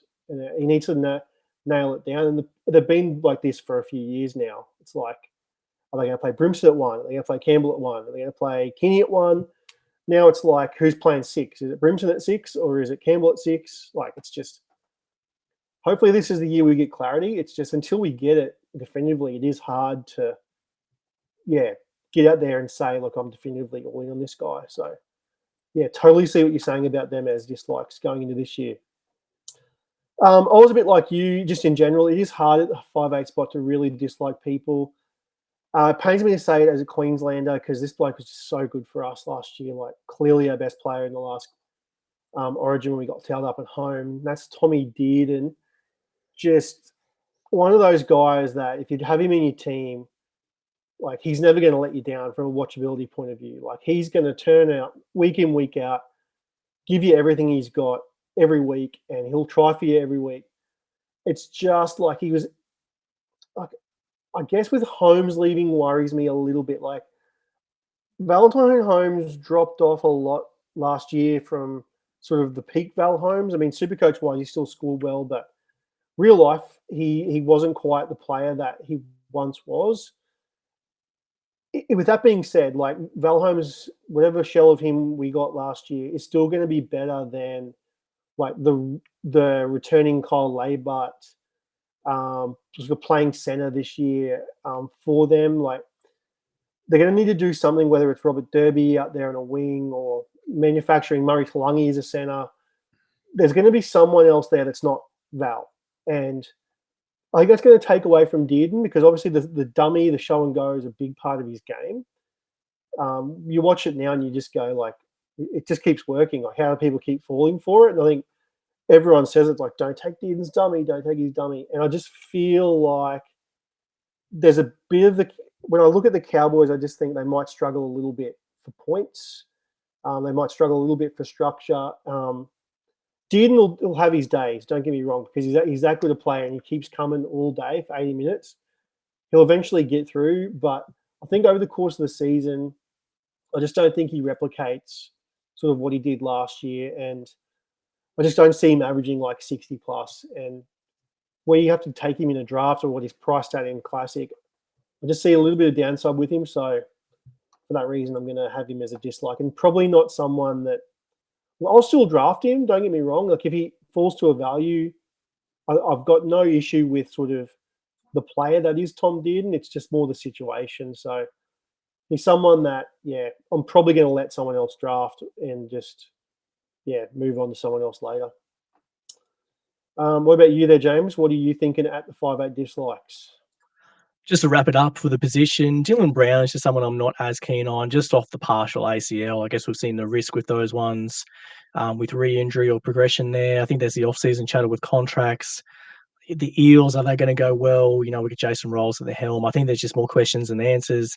And for that reason, just pretty purely and simply, I'm just probably not as high on Dylan Brown as I have been on years ago. But I think the last 2 years in standard, I've taken him before the season started, and I've ridden him the whole way through both years to reasonable. So I guess sort of results, but this year's probably just one I'm just a little bit shy on that approach with some other 5'8" options that are a bit more appealing. Big one here, Brien.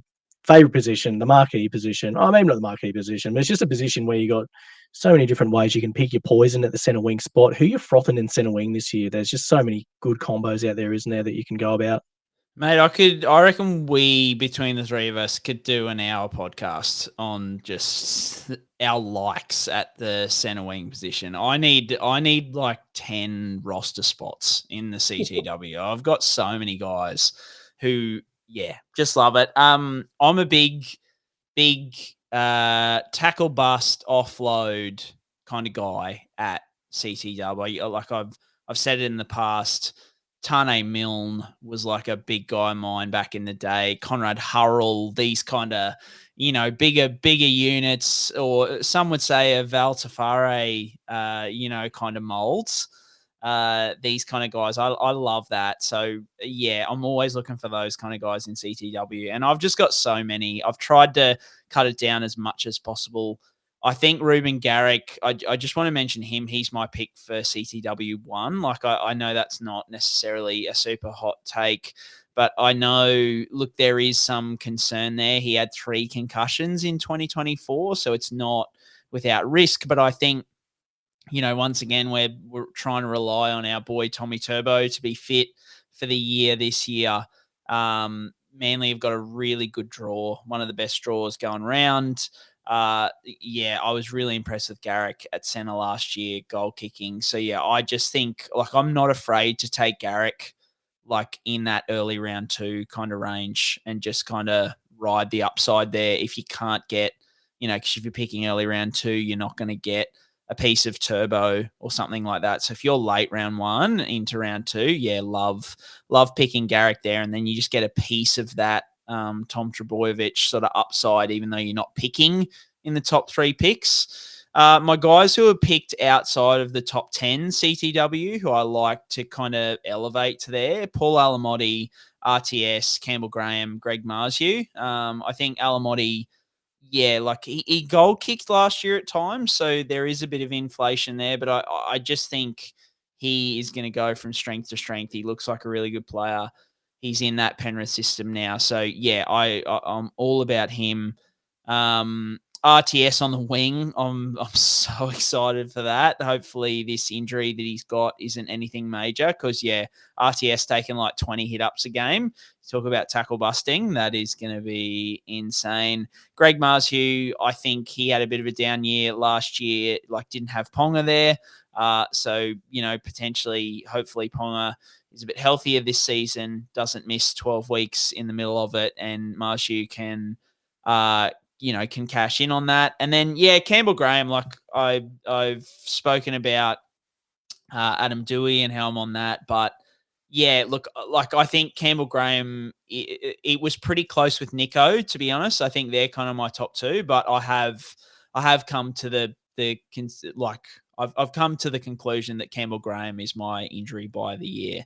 And especially because I think, and from draft perspective, his price could not be better, especially with this hand injury now. I think that's spooking quite a few people off. I think there were already people who are a bit 50-50 on him with the sternum, but now he's got this hand injury, and that's kind of thrown, just another spanner in the works. So those people are like, oh, maybe I will go Campbell Graham. Now he's got this hand injury. People are off him there. I'm not off him at all. I think he's a top 10 CTW. I think he finishes the year as a top 10 CTW. I can see, a 65 plus, 70 plus average, definitely in his realm of possibilities. Outside fit Trell. Just love him. I think injury by the year, no concerns with the hand, minimal concerns with the sternum. So, he's priced at, especially from a classic perspective, priced in the early 50s. He's just locked into my side. If he's not there round 1, that's going to be a bit of a tough one. But if we have sort of clarity on, he's not going to be there round 1, but he'll be there round 2, I think I'll still just pick him anyway and just wear it for the first week. Drafted outside the top 30 CTWs, but have top 20 upside. Skelton, winger from the Tigers. He fits that mold. He loves an offload, loves a tackle bust. So I'm all over him. Even in, the Tigers who aren't going to, potentially score all that well, I just think Skelton will base, between 50 and 60 at times, with, I should say base plus power, but I think he's got that capability. So big on him. And then my guy who I was going to pick as my Adam Dewey, but I just thought it was a bit too mainstream, even though he's not highly owned. I think Ty Monroe is going to be huge this year. I'm a bit down on Alex Johnston. I think Ty Monroe's a gun. He's got that kind of recurring collarbone thing. Hopefully they've sorted that out. I've got to put my faith in the Rabbitohs medical staff there. But I'm huge on Monroe. I think he's my one mid-ranger who I think he could just be he could be 800 grand at points this year because he scores 9 tries in 4 weeks or something like that because he's just getting fed. So really, really like Monroe. And then Jack Howarth, the Enigma, it turns out he does exist and he is a very, very good player. He's someone who could easily end up in the Origin team this year. Centre is one position that Queensland are quite short on. So, I think he averaged 50 in his games in centre. So I just think he's a good value pick. And then my flyers with upside, another one of my guys who earlier this week, if you had spoken to me, my guy was Semi Valame. I was gonna hitch my wagon to him. But then I read an article this week that it's Braden Burns and Robert Derby who are in contention for that right wing spot. Valme not even mentioned. So that kind of threw me. And so, I've gotten rid of him. But I think whoever ends up on that right wing has to be a pick. I just think, yeah, I like that. If Kyle Felt can be serviceable out there, the corpse of Kyle Felt by the end of it, surely someone else can be. And then Savelio Tamale, he was another guy who I spoke to you guys in. I was deep doing research in like January. I think it was December or January, and I found this guy, Savelio Tamale. He was averages like 10.5 tackle busts per game in New South Wales Cup. Likes an offload. He's also an absolute throbber, James, which I know you appreciate. Really good looking dude. He's dating an NRLW player as well. So I was like, oh, the second coming of Tommy Talau. This is great. But yeah, he's cheap, number one. So I was like, basement price. I don't think he fits that mold of, that we've got with Urasako and Utalau in the past. And then number two, I think, like, as part of it being said that Albert Hopewade won't play round one, so he's going to play. And then Rugby League Guru, I swear, like, I sent the message to you boys, and within like 48 hours, Guru had put out something like a big post on him or something. So he obviously got super popular in the game. I think he's like the 20th most popular player now. So yeah, but I like him as well. I think he could be good. As I said, I could go on and on about CTW, but I'll try and stop myself there. Simo, you've got a big list as well. I think we all do. We've got some shared ones there too, so I always like seeing that. Who have you got for us as your froths in the CTW? Yeah, you're bang on. Like, these lists, we could talk for hours because, well, first of all, there's in both standard and classic, like, you're starting 4, if not more, sometimes as your flex or whatever, or your reserve. So yeah, it's a deep position, so we could run through heaps of guys. So I'll try and keep it relatively short because, yeah, there is a bit of overlap, as you said.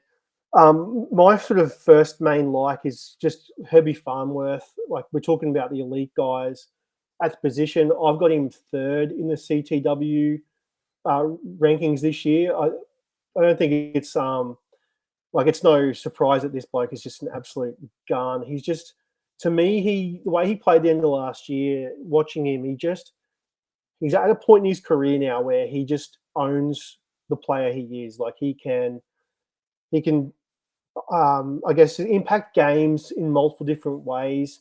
It's 20 hit ups a game. It's 10 tackle busts. It's line breaks, offloads, tries. The whole works. Going from the Broncos to the Dolphins, like, I thought there may have been a reason that Herbie could have been a bit complacent, but the Herbie Farnworth we got last year, especially towards the end, like, he's one of those rare breeds because he tackles a fair bit too, as centers tend to do, which just gives you that little bit more of a base to work with, and he can just pump out like 60 without even doing too much. And that's like that when he's doing that on the reg, if he hits any sort of attacking upside, the world's the limit for Herbie. Like, he could just be anything, as he showed last year. So I just think he'll continue on being what he was. Speaking of base, my next guy is Kale Ero, still in the elite sort of categories, like top 10 in the CTW. I just think the Sharks are going to be good, as we've touched on a few times. Yes, they do have a bye in the SuperCoach semi-finals. I think it's around 25, which isn't ideal for the Sharks players, but just in terms of Kale Ero, I mean, just what you saw last year, he just looks the goods. I mean, just a mini Val Holmes looking sort of player, a bit more strength than probably what Val had, but just that base, like, he just pumping out 50 plus in base. I think he'll just get a bit more attack in him this year because the Sharks will be better, with Nico obviously steering the side around, which we're high on the podcast. Next guy for me, Paul Alamotti. You mentioned him as well, Brien. I'm just a massive fan of how this guy plays footy. Like, he's just that strong tackle bust offload.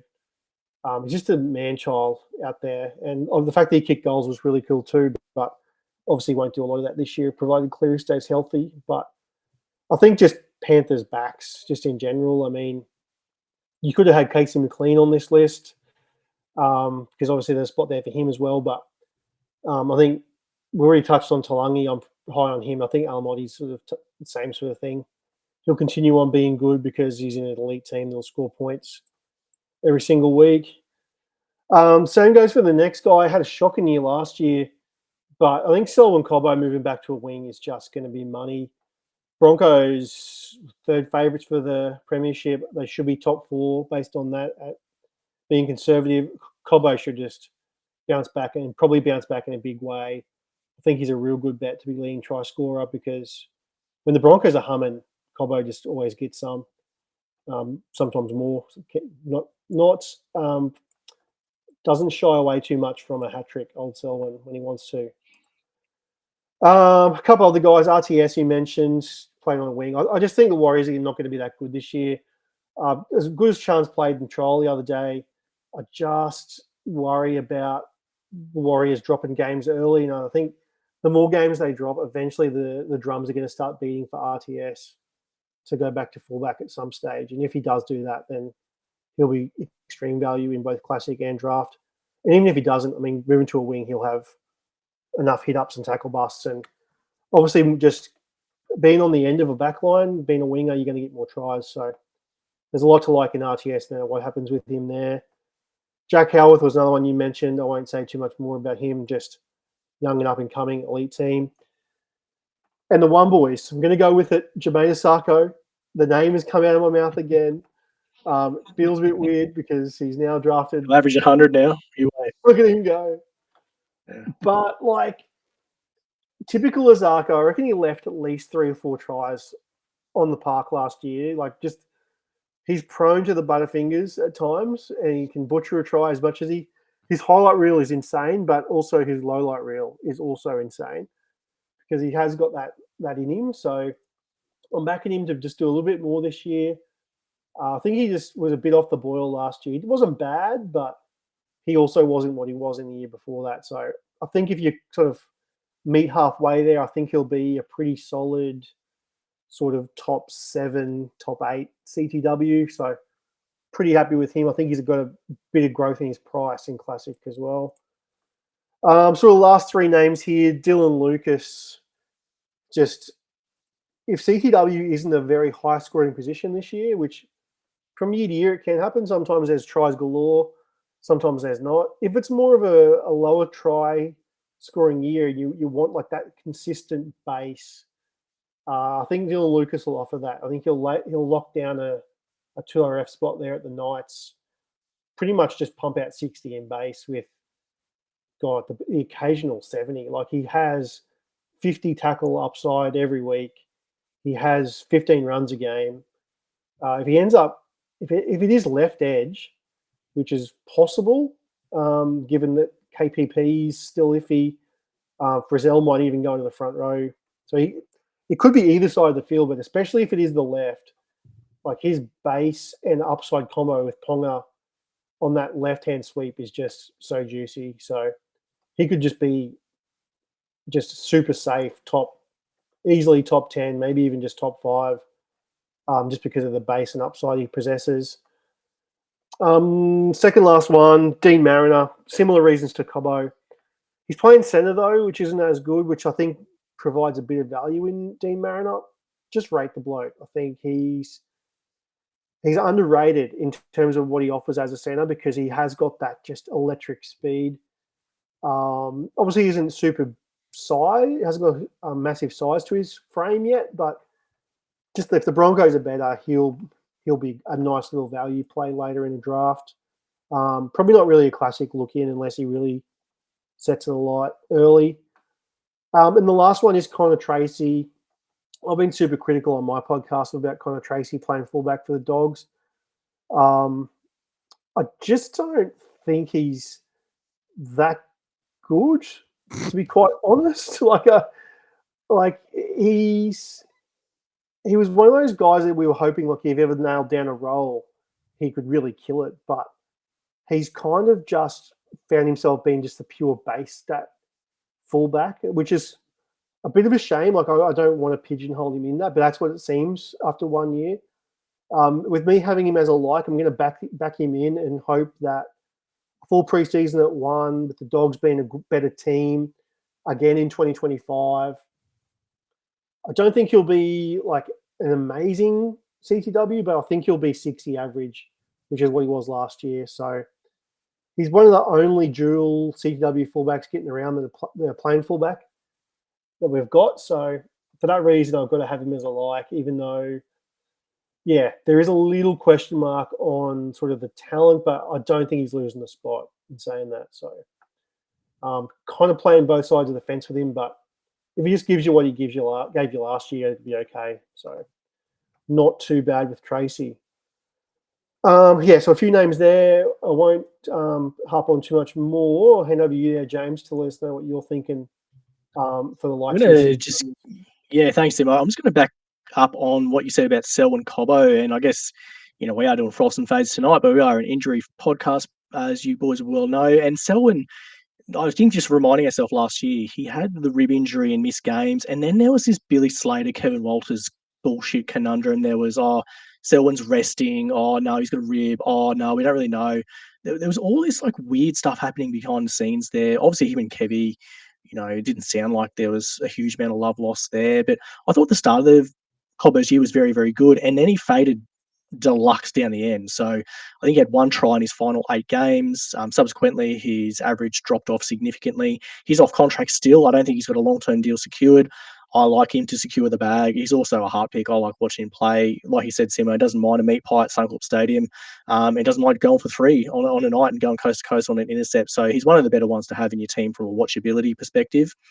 One that I don't hear any chatter about in terms of injury comebacks or maybe a bit of a smoky for SuperCoach is Matt Timoko. And interesting for me because he played every game last year. But Brien, we talked about him every single week on the podcast with shoulder AC joint. Is it shoulder instability? I don't know what was going on with Matt Timoko. I couldn't find anything else about it.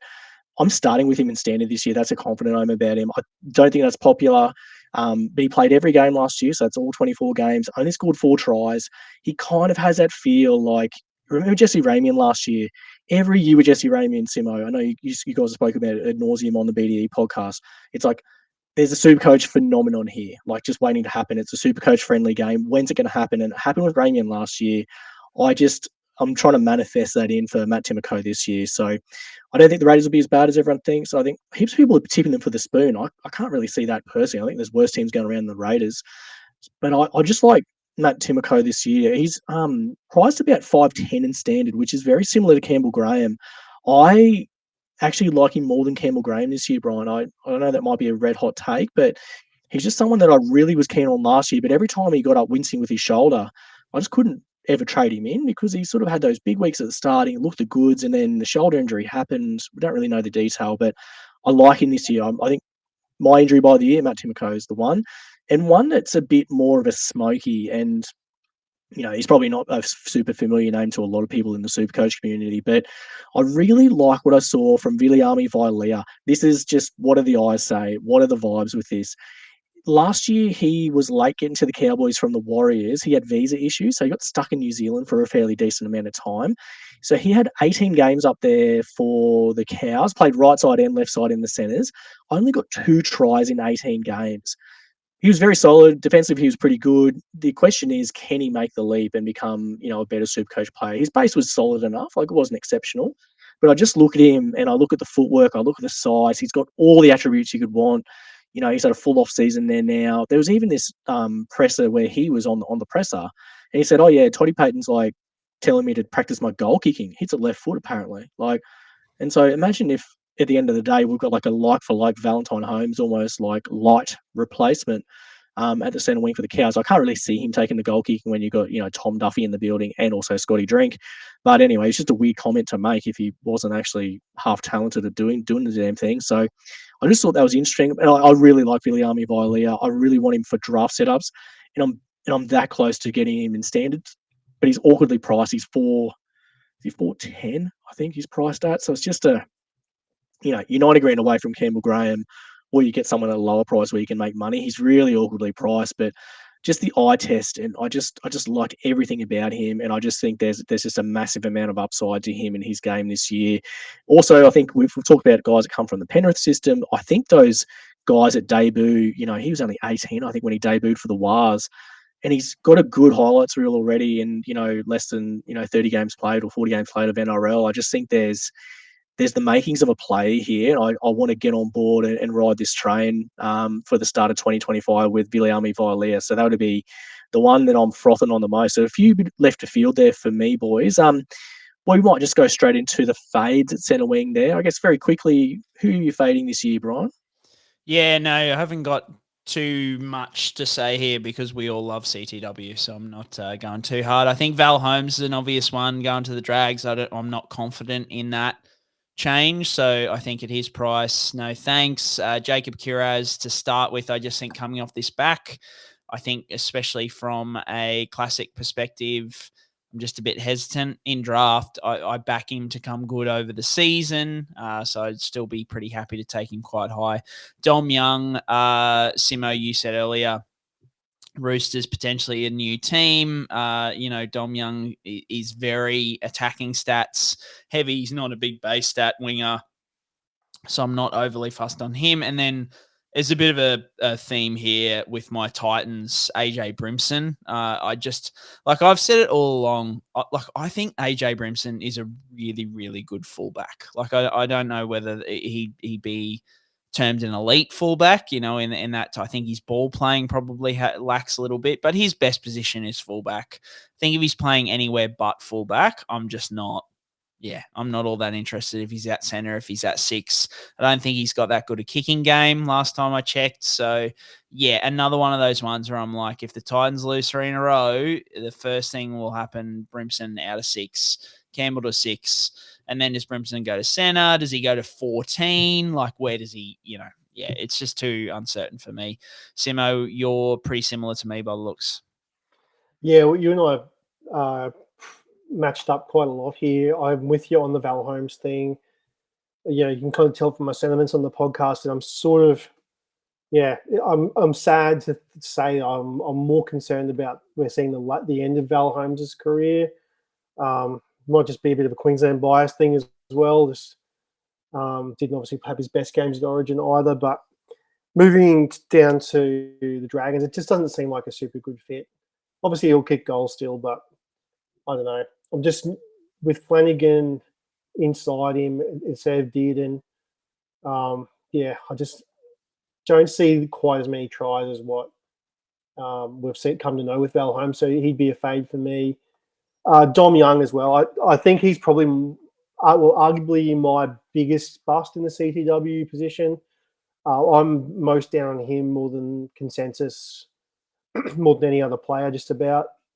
I really don't want anything to do with Dom Young this year because if the tries do ever dry up at all, he relies on them so much. He's and he gets them, don't get me wrong, but if the Roosters drop off like I'm worried they might, I just don't see him repeating anywhere close to what he did last year, at least from a tries perspective. So I'm not drafting him as like a top 10 CTW, and I think a lot of people will.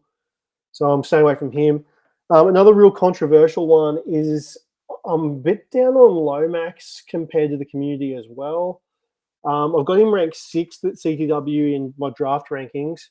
So it's not egregious, but I know that there's a lot of people out there that still have him as some have him as CTW 1. I think Toddy on my podcast has him at number 1. Most have him as a top 3 CTW. So I guess I'm probably twice as down on him compared to the usual person at 6. I don't know, my reasoning for it is not so much the change of club, because I think he'll be busy no matter where he is. He sort of turned that leaf in his career, I guess, where he's able to just own a game. But I don't know, Lomax at centre versus Lomax on the wing hasn't panned out for him. Let's be honest. It's like last year was his breakout year on the wing, and we've touched on it in the end of season podcast last year in the review, where we just said, look, Shane Flanagan just couldn't have nailed that any more than what he nailed it. And I don't know. I'm just going to leave Lomax go through the keeper because I just don't see him repeating last year's performance, and I'm not going to draft him at that. I'm happy to let someone else draft him at that. He'll be a top 10 CW, don't get me wrong, especially because if he's kicking goals and you're a centre, you're going to do well. It's just more of a feeling I've got about him. So I was on him last year. I drafted him a few spots, but yeah, not going to go it this year. They're probably my main ones. Other one is Taruva, but that's a bit of a layup too. Going from Penrith to Tigers, say no more. Going from the penthouse to the you-know-what. James, what about you? What are you thinking at CTW? Same exact thoughts about Zach Lomax. I think there's a bit of try regression in there as well, going to the Eels. And the only other two I've got on my list here, I guess, is Bradman Best and Murray Taulagi, just because there's a few soft tissue injury concerns stacking up there for those two guys respectively. They're a little bit more try dependent than the other centre wings who have better base and power. So for those reasons, I'm probably off them. I'm a big Bradman Best homeboy, but yeah, it just didn't really work out for me very well last year. I've kind of been burnt a little bit there, so I'm not going to dip back into the well there this year. Despite the fact he had a belter of an Origin series, but how many was it, Brian? It was 5. was it 6, 5 strings? Yeah, like that's no joke. You know, you got a full guitar there worth of strings in a season. So for that reason, yeah, Bradman Best and Murray Taulagi are probably the two just from an injury risk perspective. So lucky last position, boys. We're trucking well and we're doing the business, but who do you like this year, and who are you frothing on the most at fullback, Brian? This is where it gets box office. This is where Supercoachers live and breathe. Oh yeah, it's pick your poison here. There's just so many good options. I think no shock, James, to know that my number one here is Tommy Turbo. I just think, the upside is just huge. Like Simo said, he would happily take Turbo at 2 over Nico, and I've got no issues with that because I've done it before, and I've done it when Tommy's done his hammies, and then I've done it again the next year.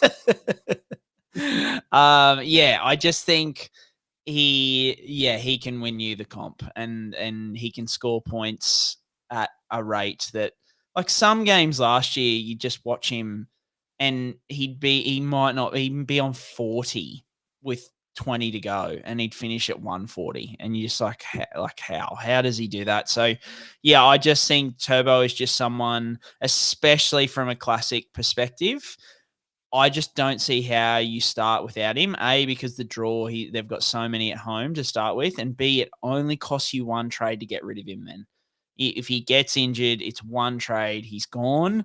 Whereas, I keep coming back to, if you have to, like, if he starts 150, 120, 140, and you're stressing like, oh crap, I've really got to get him in, you blow your side apart to get him in, and then he gets injured 2 weeks later.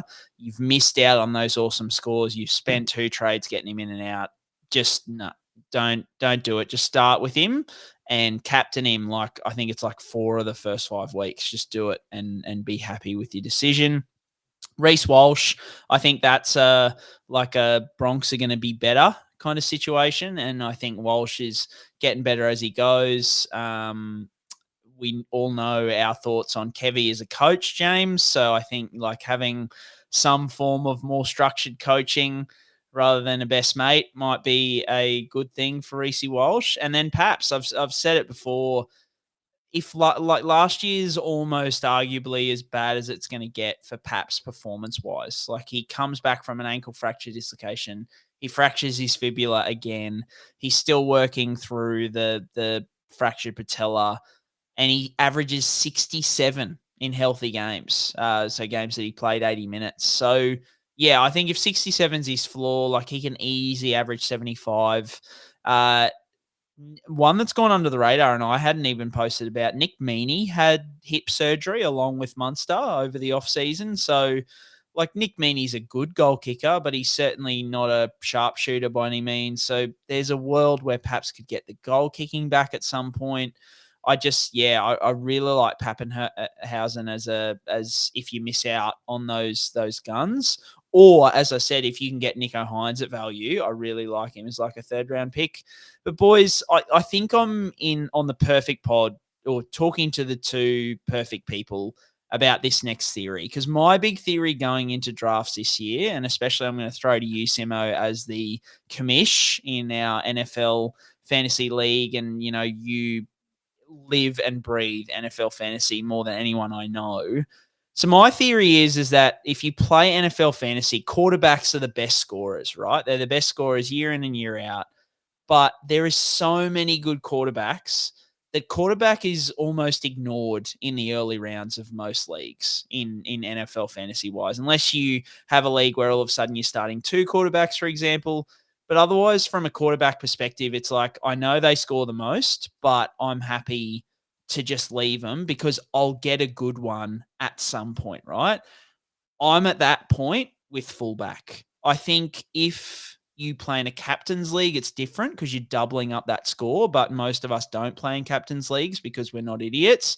So we want our skill to come Thank you. through. Yeah. So but I'm just at the point, like, I'm going to name you my fullback list here. And this is in no specific order. I just kind of wrote it out really quickly. So you got Tom Turbo, Drinkwater, Ponga, Latrell, Teddy, Reece Walsh, Keeney, Edwards, Hammer, and Paps. Now that's 10, right? So we've got 10. We've got Hammer and Paps at 9 and 10. Both have 100+ upside. We've just spoken about how I'm thinking like Paps could potentially get the goal kicking back at some point, but also be healthier this year. But then you've also got, and these are fullback only, so we're not talking like Jules or anything like that. You've also got Chance Nickel-Klukstar, who he averaged like, look, off the top of my head, it was more than 70, not last year, the year before. You've got Gutho, who's going to the Dragons. I'm not a massive Gutho fan, but surely he gets the goal kicking there, I would think, unless they give it to Flano potentially. Val. Oh, Val, of course. Yeah, right. Okay. Scratch that. But still, like, you've got Gutho, you've got Jareem Buller, and you've got Iongi at the Eels, who could be anything as well. So, my thing is I'm fading fullback in a way, and I'm doing that by picking Nico so high. Like, I really want Nico quite high, and also Jerome Hughes, who I'm not as high on, but I'm happy to take him higher, because I just think the gap between those guys and like the 9th and 10th halfbacks is a lot more significant than the gap between those top fullbacks and the 9th and 10th fullbacks, because I think they have significant upside. So, Simo, I'm going to throw to you. I know that's cooking a little bit, saying I'm fading the best position, but I think we do that year in and year out in NFL. So I think it's a valid strategy as it comes to the likes of Jerome Hughes and Nico Hines. What are your thoughts? Yeah, big time. Yeah, you and I have talked about this just between you and I for a while now. Fullback's it's so deep. It's been trending this way for a few years, but yeah, I'm with you. I think this year in particular, it's really come to a head.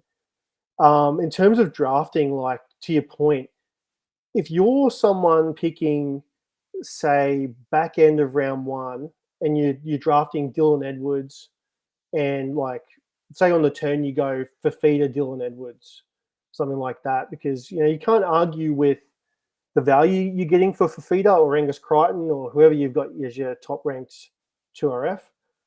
If you take a 2RF with like a Dylan Edwards, but then the guy picking like first or second overall gets to come back and get a Hammer, a Pappenhausen, God forbid Kinney falls that far. Like, the difference between like Kinney to Dylan Edwards is nowhere near as big as what the guy taking for feeder is going to get for his starting halfback. It's just the whole position scarcity coming into the fore there. It's sort of is why I touched on in the 2RF section why I wouldn't take a 2RF there, because I feel like if you take that combo, fullback 2RF, I really worry for what's going to happen to you in the halves somewhere. So that's probably one of the big strategies I would be going against. But yeah, as you say, like, the fullback position is super deep, as we know, and even if you are the last one to take one in a 10-man league with Pappenhausen and Hammer, we know how Pappen's big question marks are his injury history. But if you're pairing him with Gutherson, Chance Nickel-Klukstar, Buller, these guys that you've touched on, it just takes all the risk away from you having to worry about taking the risk on Pappy, because if he explodes, then he's going to be a round 1 pick next year, and that's not going to surprise anyone because we've seen it when he's been fit and healthy. The Hammer is another guy who could just continue this amazing ascension of his career that we've seen last couple of years. Like, I love it. I love the shout. It's why I kind of touched on leagues that might take Cleary, Hines, Hughes 1, 2, 3, with Turbo then falling to 4. Which, like, it's crazy to say that you're getting a guy that most would value as the second best player at 4 in a draft. But yeah, the whole point of this strategy is fading fullback so that you lock down these less deep positions, so that you can take advantage of the depth. Really is where it's at. So love the call, and it's a big thing to say it, but one thing to then go and execute and do it, because when you say it out loud, like, it makes so much sense to do it.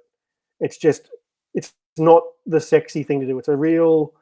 It's like fantasy's meant to be like a lot of fun, and you draft with your heart picks and all this sort of stuff, guys that you enjoy watching. But strategically, when you say it out loud, it makes really quite a lot of sense. So going out and actually doing it is the next step of the process to take full advantage of the depth we have at this position. Do you want to make a comment on this too, James? What do you think? Yeah, I think the only thing I would add was last year we just saw, guys come in and throb straight away. We saw David Armstrong had a stint there for the Knights, Fletcher Sharp as well, Trey Fuller, Lehigh Hopewadi, Ko Weeks, Jaden Campbell, Suafalongo, Keanu Keeney. There's so many guys that get fullback eligibility as the year goes through. That's not even including like Chevy Stewart as well in that either, who showed some good signs there. Obviously didn't score real well, but there's a lot of things to say about maybe potentially going into other positions that are more scarce rather than fullback. I think to your point, Simo, yeah, I agree with you. What I will say too, just on the sort of premise of this idea, if you are in a deeper league though, like a 12 team or got to be like a 14 teamer, changes everything, because all of a sudden the depth isn't quite there. But Brian's listed 10 names of pretty much elite SuperCoach caliber player. So if you're a 10-man league, you really don't need to worry about it. And I've said a kind of similar thing with hooker this year. I think a lot of the hookers in that middle sort of range are quite similar. So you can afford to wait. Have a look at the halfback and 5'8" list. Look at the 9th and 10th ranked player. Tell you what, it's nowhere near as pretty as Pappenhausen and Hammer. I'll tell you that for free.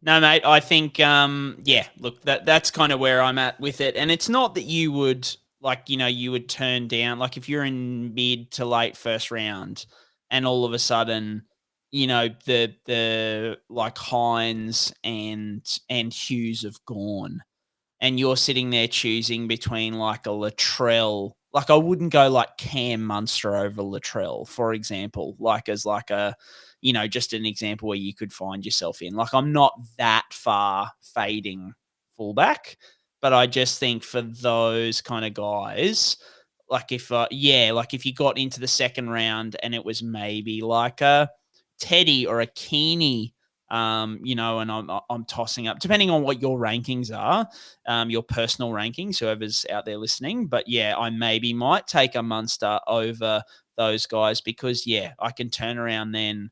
Like, as I said, if I can get pick 4 or 5 and go halfback 5'8" and then fullback, or if a really great fullback falls to me in round 2, fantastic. I just think that's the ideal circumstance for me at this point in time. Yeah, I think a really hard spot to pick is if, let's say you've got pick 5, like you're right in the middle, and you're high on Latrell Mitchell, so you take Latrell Mitchell. You could substitute Latrell with, honestly, whoever you like. If it's Drinkwater, imagine it's Drinkwater. If it's Walsh, say it's Walsh. For me, I've got Latrell third, so I'll say Latrell for this example. You're at risk of missing out on the halfback range of like DC and Moses, possibly, because let's say that the first picks go Cleary, Turbo, Ponga, Hines, and then you decide, look, Latrell's my next ranked fullback. Do I really want to take Hughes over him? So you go Latrell because you think he's going to average more. But then in round 3, the guy that took Turbo takes DCE for the Manly stack. The guy that takes Ponga swoops up and takes Moses, who would be the 5th ranked halfback.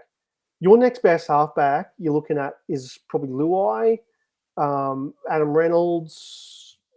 This is assuming Dylan Brown's gone because he probably got drafted as a 5'8". Like, that just illustrates your point. Like, you've been a bee's dick away from taking Hughes over Latrell, but then 3 rounds later, you're looking at it going, far out. Like, I could have had Hughes and Pappy as that combo, and I'd feel a lot better about that than I would have having Latrell and now having to settle for, Adam Reynolds or Fogarty or someone that you're praying stays fit all year. So, yeah, good. Yeah, probably. There's a lot of different ways to slice a cat and draft, but this strategy you're talking about, I think, is a good one, Brian. Sweet, mate. Hit us with your froths for fullback. Look, Pappy and Hammer. It's perfect time to bring it up. Like, you've nailed the intro with this one. I said Latrell Mitchell as well. I've got him 3rd there. I just think Latrell with Bennett, it's going to be good. Obviously, Souths have a buy in the GF for a lot of drafts out there around 26. So that's the big knock on Latrell. But yeah, I mean, to be honest, I like almost all the fullbacks. I like Welsh, Turbo. I mean, yeah, you could honestly just list them all. Personally, I'm probably looking more at that sort of range. Let Ponga and Turbo sort of get out of the way and look at a fullback later on in the rankings. If it is Kinney that's there, sort of 7th or 8th off the board, or Dylan Edwards, like, I think any of those guys at value, as you would draft a quarterback in NFL, just if you can get one of those guys in round 3, you're not going to get Dylan Edwards and Kinney probably. Definitely not Dylan Edwards, but those other guys, if you can just wait and get them at a good value, knowing that a lot of people are going to draft a fullback in rounds 1 and 2, and then they're not going to take a second fullback, I should say. So just take them at value is all I can say. Value fullbacks, and for me, it's the guys we've said: Hammer, Pappy, even Dream Buller. The Tigers are better. I think they're all decent shouts. So they're my likes. What about you there, James? Who are you frothing? Scotty Drink is one I'm really frothing. I'm so interested to see who takes the goal kicking boots for the Cows. Because if Scott Drinkwater gets it, he's my 3rd overall for mine. So I would go Cleary, Nico, and then Drinkwater there. I probably would go him over Tom Turbo if he was goal kicking. I doubt that'll be the case. But if the trials happen and Drinkwater's on the tee, like, you'll have to fight me to not get Scotty Drinkwater on my team. He's a gun. He's really not going to get a look in for New South Wales either. He's got a SuperCoach friendly game. I remember that game against the Broncos early in the year last year. I think he had 7 errors. I think he had 14 worth of errors. He still scored 50. Like, he's just got such a good floor. Line break, line assists. He's everything. He's always foot to the floor. He never dies wondering. That's perfect for SuperCoach. So he's kind of like the perfect gunslinger sort of player for that position. And I think if he's goal kicking, he's 3rd for me, which might be a bit of a hot take over, say, like Kalen or Trell Mid or Turbo even. But I would happily sit Scott Drinkwater there. Onto the James. Yeah. Can I just chime in and just ask, we know that Ponga's kicking and we know that Latrell's kicking, pretty much guaranteed. What is it about Drinkwater that makes you take him over those sort of guys, knowing that they already kick? Yeah, good question. I think just his ball playing game is probably as good, if not maybe marginally better. You could argue me for that. I guess for Latrell and Kalen, I like his probably situation a bit better than Kalen's from a coaching perspective.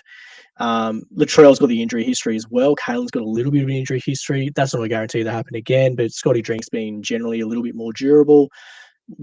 Through winter, he's unaffected by the cold months as well. So you're not playing a lot of wet weather footy up in Townsville unless you're getting good rain, which can happen in Townsville. Townsville's pretty dry sort of climate, really, especially as it gets into the winter months. It's normally bone dry up there. I know you would have done footy carnivals up there and stuff, Simo. There's not much rain around in the winter months in Townsville, though. So there's just a few little things there that I think maybe make him a little bit more appealing than KP and Trell Mid. And I think in years gone by, I've never owned him. And I think every time I see him, even last year, he just churned out weeks and weeks and weeks of good scores.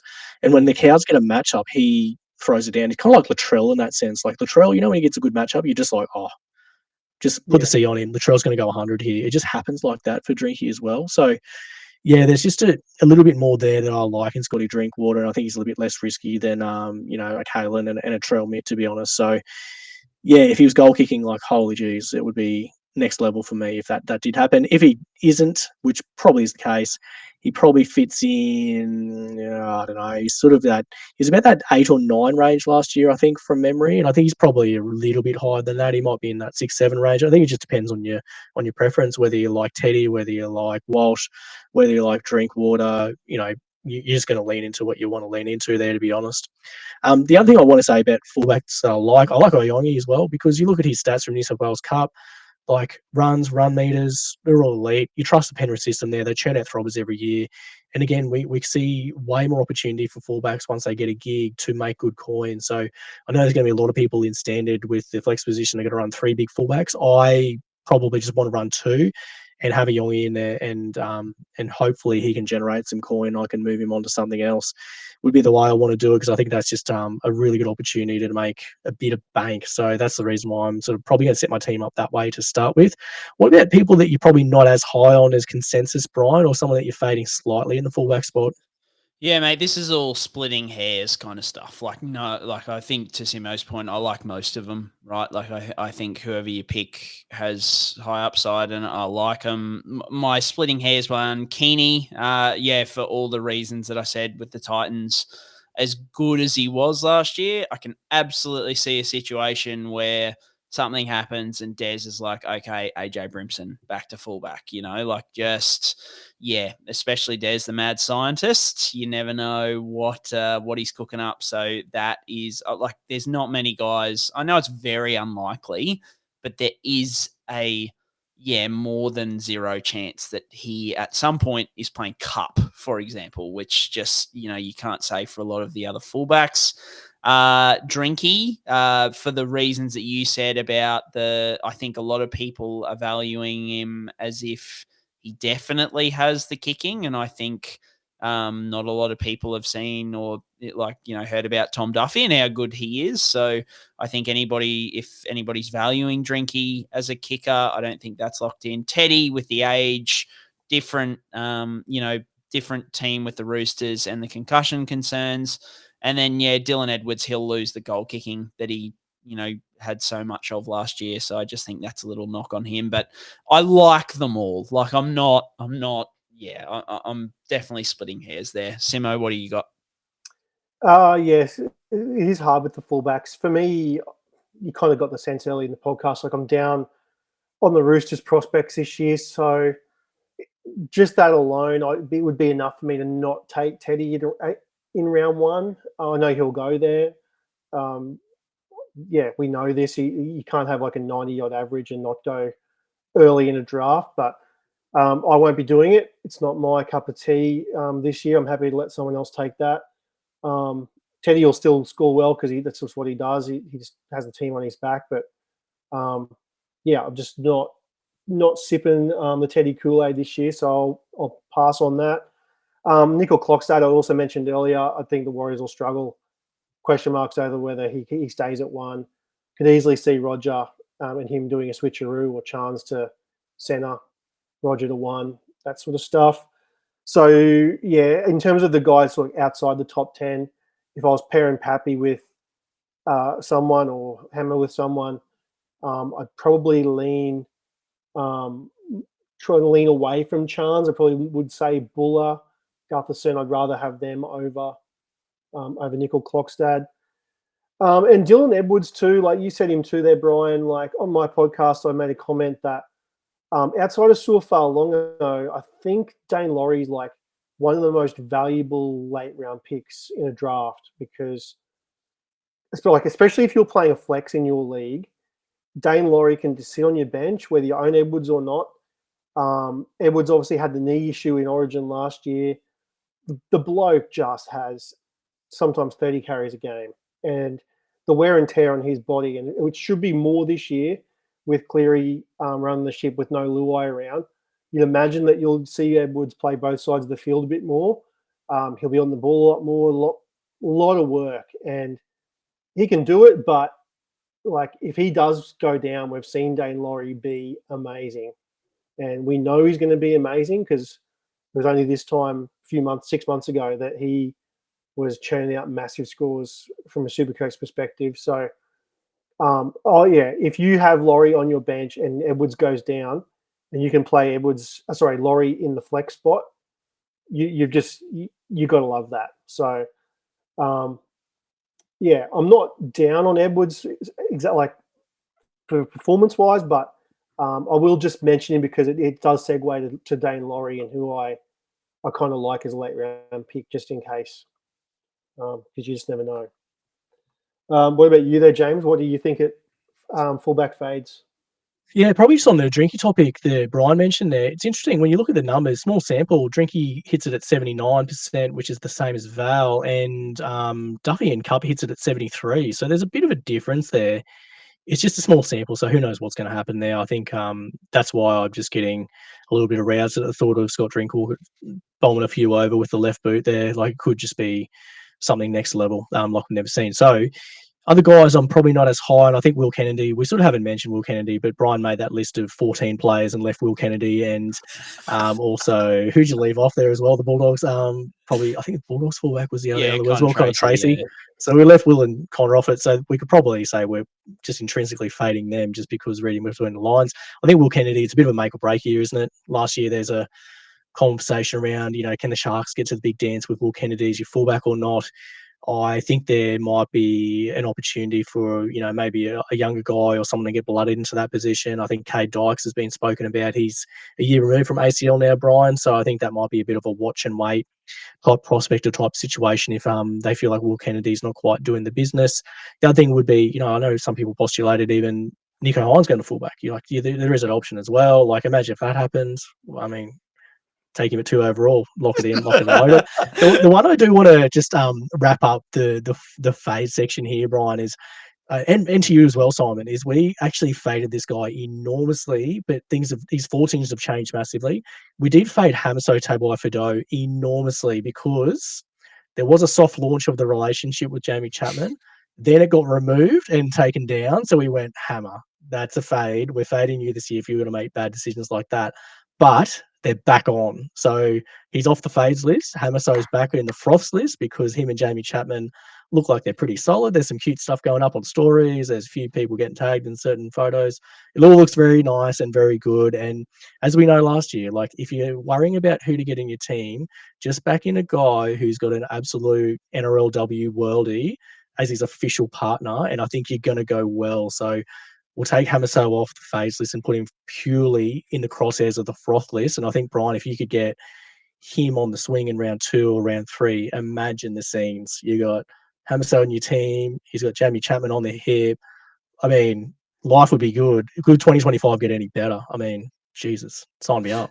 Mate, the Froths and Fades Magic Sponge group chat between us three was at fever pitch over the last month. The back and forth, we were like, Hammer confirmed round 1 pick when the relationship was announced, and then Hammer got taken off the draft board. He was shunned because he'd obviously fumbled the bag, but back on. So you got to put him back up there, and imagine a scenario later in the year, James, where you could start Hammer and Chapo in the Bundy mixer. In the mix. For example. Oh, my God. Stop it. Boost them both. Like what? Like, geez. What dreams are made of. Yeah. No, Pinnacle stuff. Mate, this is the stuff that goes on. It goes on in our brains during the off season. It's look, footy's back, boys. That's the most important thing. We have churned out an absolute barnstormer tonight. I think there's hopefully some nuggets of gold in there for people I thank you two boys for staying on this late into your Sunday nights. But, oh, mate, like this is the best 2.5 hours of my preseason for sure, is sitting down with you fellas and talking about who we do and don't like.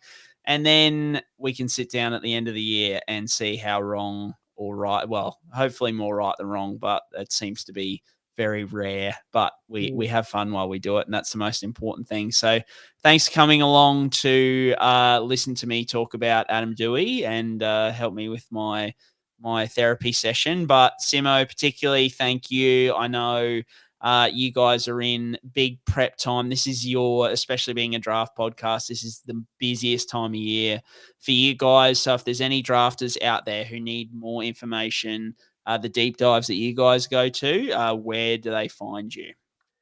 Well, the best place to find us at the moment is still on Spotify at the BDE SuperCoach podcast, but we are in the works of going on YouTube as well. So we've got one podcast out, but we're having a big week this week. We've got through Fullback and CTW, but we've got all the other positions still to come. So this is the week for it because unfortunately for us, our draft is going to be this weekend coming. So we're doing an early draft for the first time in pretty much forever. So yeah, right.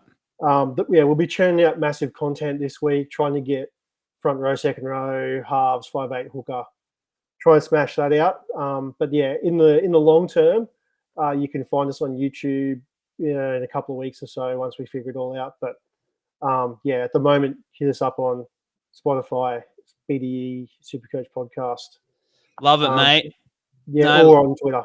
No, I love it. It's one of my favorite pods during the year. So a couple of great minds there, all putting their heads together, which is very, very good. So James, thanks for being here. I know your house is healthy at the moment, which we didn't mention at the start of the show, but that's always good, mate. So this late night hopefully won't hit you too hard. I don't think we'll do the pod next week because I doubt there's going to be much out of next weekend. I think actually I'm going to live golf down in Adelaide, so we're definitely not doing the pod because I'm going to be hopefully dancing to, I think it's Fisher on Sunday night or something like that, because I'm a dad now and I dance at music festivals after golf. That's what I do with my life. But thanks for being here, mate, and we'll kick things back into gear in 2 weeks when hopefully your house is still healthy. Yeah, we definitely won't see me next Sunday, Brian. I'll be bringing in a 37th birthday up at Noosa I'll be wearing my linen and having a $20 schooner at the surf club. So that'll be happy times up at the Noosa Surf Lifesaving Club up there, I reckon. Oh, we've timed that very well, mate. So done good. we can all celebrate next weekend, and then we'll celebrate getting back. It'll be the first round, like full round of trials, I think, the weekend after. Which will be good. But thanks, guys, as always, for coming along. If you like us, recommend to a friend, all that kind of stuff. Well done for lasting this long. And as always, up the mighty, mighty Redcliffe Dolphins. Suspected